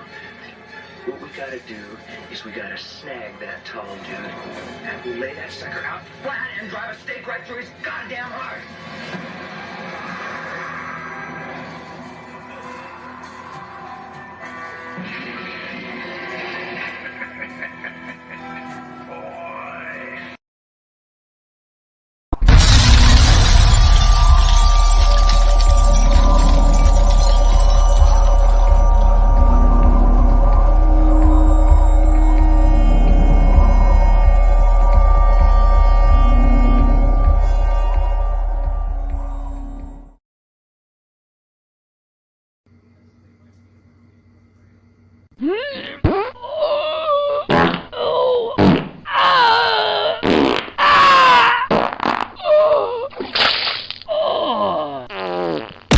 Because I am agoraphobe and you are not.